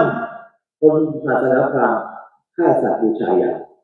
โรงครัวของพระองค์ไม่มีการฆ่าสัตว์และต่อไปนั้นก็อภัยโทษแก่นกยูงโมริยะก็คือนกยูงแต่สัตว์ต่างๆในที่สุดประกาศในศิลาจารึกฉบับที่ 1ธรรมองค์การนี้สมเด็จพระเจ้าอยู่หัวปิยทัศสีผู้เป็นที่รักแห่งประเทศได้โปรดให้จารึกไว้ณที่นี้บุคคลไม่พึงฆ่าสัตว์มีชีวิตใดๆเพื่อการบูชายันไม่พึงจัดงานชมรมเพื่อการเลี้ยงลื่นเริงใดๆเพราะว่าสมเด็จพระเจ้าอยู่หัวปิยทัศสีผู้เป็นที่รักแห่งประเทศทรงมองเห็นโทษเป็นมากในการชุมนุมเช่นนั้นก็ในการชุมนุมบางอย่างที่สมเด็จพระเจ้าอยู่หัวปิยทัศสีผู้เป็นที่รักแห่งประเทศทรงเห็นชอบว่าเป็นสิ่งที่ดีย่อมมีอยู่เสมอมีอิทธิพลอย่างยิ่งที่ทำให้เลิกฆ่าสัตว์เลิกกินเนื้อในอินเดียตั้งแต่นี้มาถ้าท่านไปอินเดียสมัยนี้ลองถามคนอินเดียว่าคนอินเดียเนี่ยถ้าต้องเลือกภัตตาคารให้ดีนะมันจะมี vegetarian กับ non vegetarian ในสมัยนี้ vegetarian คือพวกมังสวิรัติเขาจะไม่ให้พวกมังสวิรัติเข้าไปทานเด็ดขาดจานนี้จะต้องไม่มีเนื้ออะไรเข้าไปเกี่ยวข้องเนี่ยพวกนี้จะมังสวิรัติบริสุทธิ์ส่วนพวกนอนเวจิเทเรียนมังสวิรัติก็จะแยกออกไปสรุปแล้วในโรงอาหารในภัตตาคารมันจะแบ่งเป็น2 ฝ่ายภัตตาคารแยกกันเลยนะถ้ามังสวิรัติกับมังสวิรัติทานเนื้อก็ทานเนื้อในหอพักมหาวิทยาลัยก็แบ่งออกเป็น2เขาเรียกว่า2 อาคารนี้แยกกัน ครึ่งต่อครึ่งของโอดีเดียแบ่งเป็นพวกมังสวิรัติกับทานเนื้ออันผักกับทานเนื้อถามว่าเพราะอะไรโอดีเดียทุกวันนี้ยังแบ่งออกเป็นสองกลุ่มอะไรเขาก็จะตอบว่าเพราะพระเจ้าอโศกมหาราชได้ทำเอาไว้ให้คนเลิกทานเนื้อสัตว์เป็นอิทธิพลแล้วพระเจ้าอโศกเนี่ยนะถ้าท่านไปดูเอนไซโคลเรียวิเทนค่าเรื่องการแพทย์เมดิซีนเนี่ยพระเจ้าอโศกเนี่ยให้มีการผ่าตัดด้วยในโรงพยาบาลจริงๆการผ่าตัดนี่มันเริ่มตั้งแต่หมอชีวกรมารพัฒน์ที่ผ่าตัดในสมัยนู้นแล้วพระเจ้าอโศกก็ทำให้สร้างมีโรงพยาบาลผ่าตัดรักษาโรคมีโรงพยาบาลแล้วก็ให้มีโรงพยาบาลรักษาสัตว์ด้วยสัตว์ทั้งหลายเนี่ยพระเจ้าอโศกสร้างโรงพยาบาลให้มันมีอิทธิพลอย่างยิ่งต่ออินเดียถ้าท่านมาที่สมัยพระเจ้าชัยรมันที่ 7ก่อนที่จะเกิดสุโขทัยพระเจ้าชัยรมันที่ 7ที่ปกครองของในโบราณจะสร้างอาโรคยศาลาเป็นช่วงตั้งแต่นครราชธานีแล้วมาที่พระศรีอำเภอศรีมหาโพธิ์ที่ปราจีนมีอาโรคยศาลาไล่ไปจนปราสาทเมืองสิงห์เนี่ยอิทธิพลพระเจ้าอโศกทั้งนั้นเป็นสวัสดิการสังคมที่พระเจ้าอโศกได้เริ่มเอาไว้ด้วยอิทธิพลคำสอนในพระศาสนาทั้งโรงพยาบาลโรงพยาบาลสัตว์ถ้าไปดูนี่คือสิ่งที่โลกยกย่องอิทธิพลของพระเจ้าอโศกทำให้กษัตริย์อื่นๆในโลกนั้นอยากเป็นแบบพระเจ้าอโศกโดยเฉพาะพระเจ้ามหาธรรมราชาธิไทยต้องถือว่าอโศกเป็นต้นแบบอารัธนาพระมหาสาธิสังฆราชมาที่สุโขทัยโคกพนวดราชนิพนธ์ไตรภูมิพระร่วงอุเทศิกาเจดีย์ที่พระเจ้าธรรมราชาธิไทยสร้างก็คือพระพุทธชินราชแล้วก็พระราชนิพนธ์ไตรภูมิพระร่วงในญี่ปุ่นเจ้าชายโชโตกุเป็นผู้สำเร็จราชการได้เขียนธรรมนูญของญี่ปุ่นให้นับถือศาสนาท่านถือพระองค์ว่าเป็นอโศกของญี่ปุ่นเจ้าชายโชโตกุมีอิทธิพลต่อธรรมราชาต่อผู้นำทั่วโลกทำให้ถือว่ากษัตริย์ทั้งหลายที่ทรงทำเนี่ยมาจากอิทธิพลของพระเจ้าอโศกด้วยเหตุนี้การปกครองทั้งหลายที่เราสมัยสมบูรณาญาสิทธิราชย์ในประเทศไทยเราจะต้องมีกฎหมายบ้านเมืองที่มาจากธรรมะเราเรียกว่าธรรมศาสตร์พระเจ้าแผ่นดินใน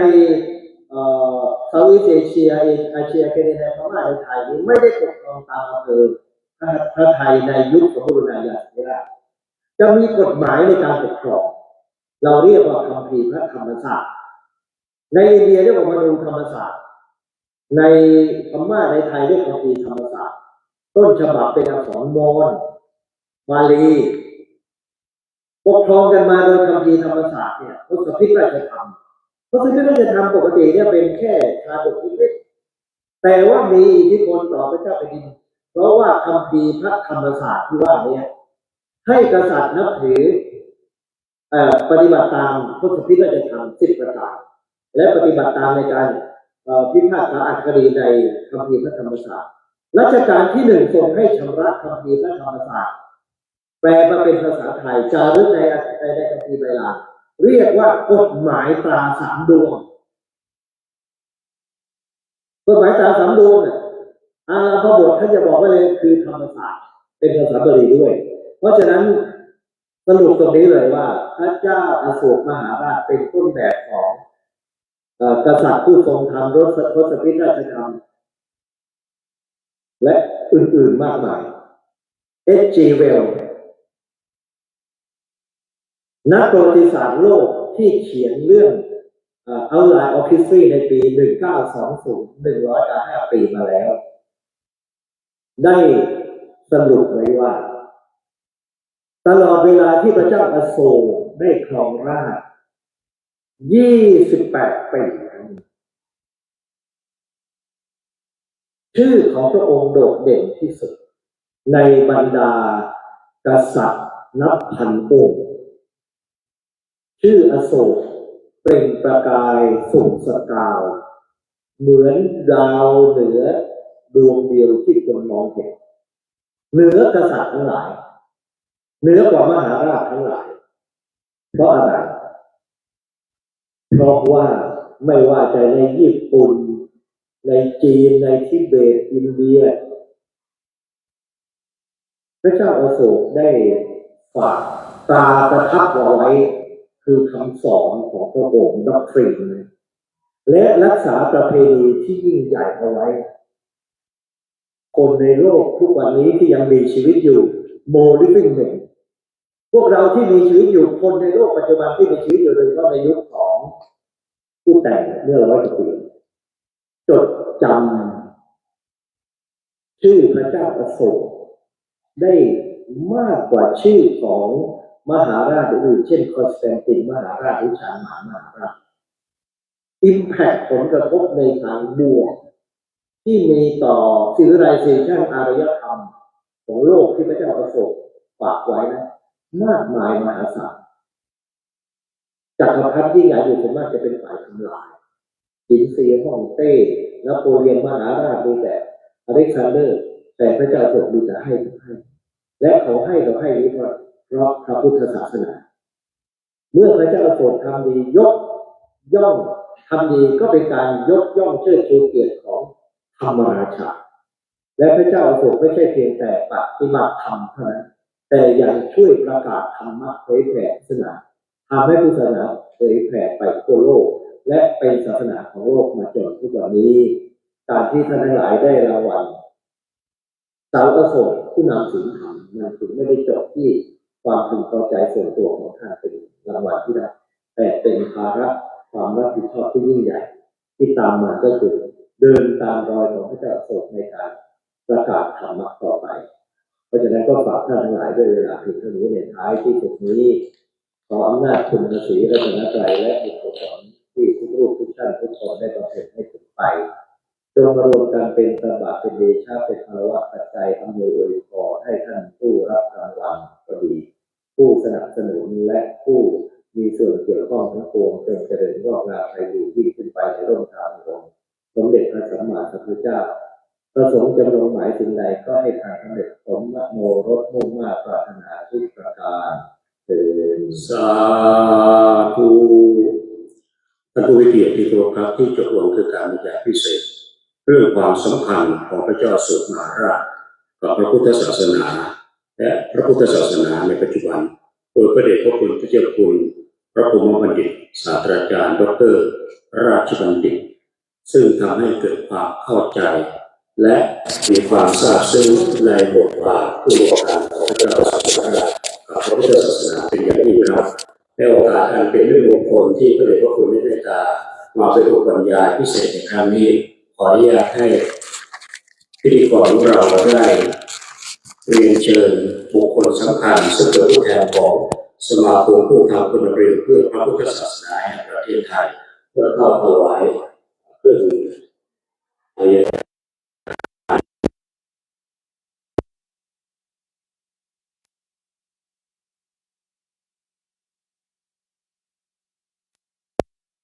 ศาสนาและสถานการณ์พระพุทธศาสนาในปัจจุบันโดยพระเดชพระคุณท่านเจ้าคุณพระพรหมบัณฑิตอุปนายกสภามหาวิทยาลัยมหาจุฬาลงกรณราชวิทยาลัยก็ได้จบลงไปที่เรียบร้อยแล้วในช่วงนี้ก็จะเป็นช่วงของการถวายทายธรรมแด่องค์บรรยายพิเศษเป็นบุญและเป็นวิโมกข์อย่างยิ่งที่พระเดชพระคุณในช่วงต่อไปพระสงฆ์ทั้งหมดก็จะได้ลงไปทำภัตกิจฉันพระทหารเพลและหลังจากนั้นช่วงบ่ายก็จะเป็นการเริ่มต้นพิธีมอบรางวัลเสาอโศกผู้นำศีลธรรมให้กับพระสงฆ์และคฤหัสถ์ญาติโยมที่ได้เข้ามาร่วมกิจกรรมกันในวันนี้ในช่วงบ่ายเดี๋ยวเราไปติดตามรับชมกันในช่วงบ่ายกันต่อไปช่วงนี้การถ่ายทอดสดงานพิธีมอบรางวัลเสาอโศกผู้นำศีลธรรมในช่วงของการบรรยายพิเศษในช่วงเช้าก็จบลงแต่เพียงเท่านี้เดี๋ยวช่วงบ่ายมีกิจกรรมอะไรที่น่าสนใจก็จะได้นำมาเสนอต่อท่านผู้ชมในช่วงบ่ายต่อไปช่วงนี้ขอยุติการไลฟ์สดไว้แต่เพียงเท่านี้ขอเจริญพรขออนุโมทนาสาธุเรียกว่าในวันนี้นะคะทุกท่านก็จะได้รับทราบถึงผลลัพธ์ที่สำคัญ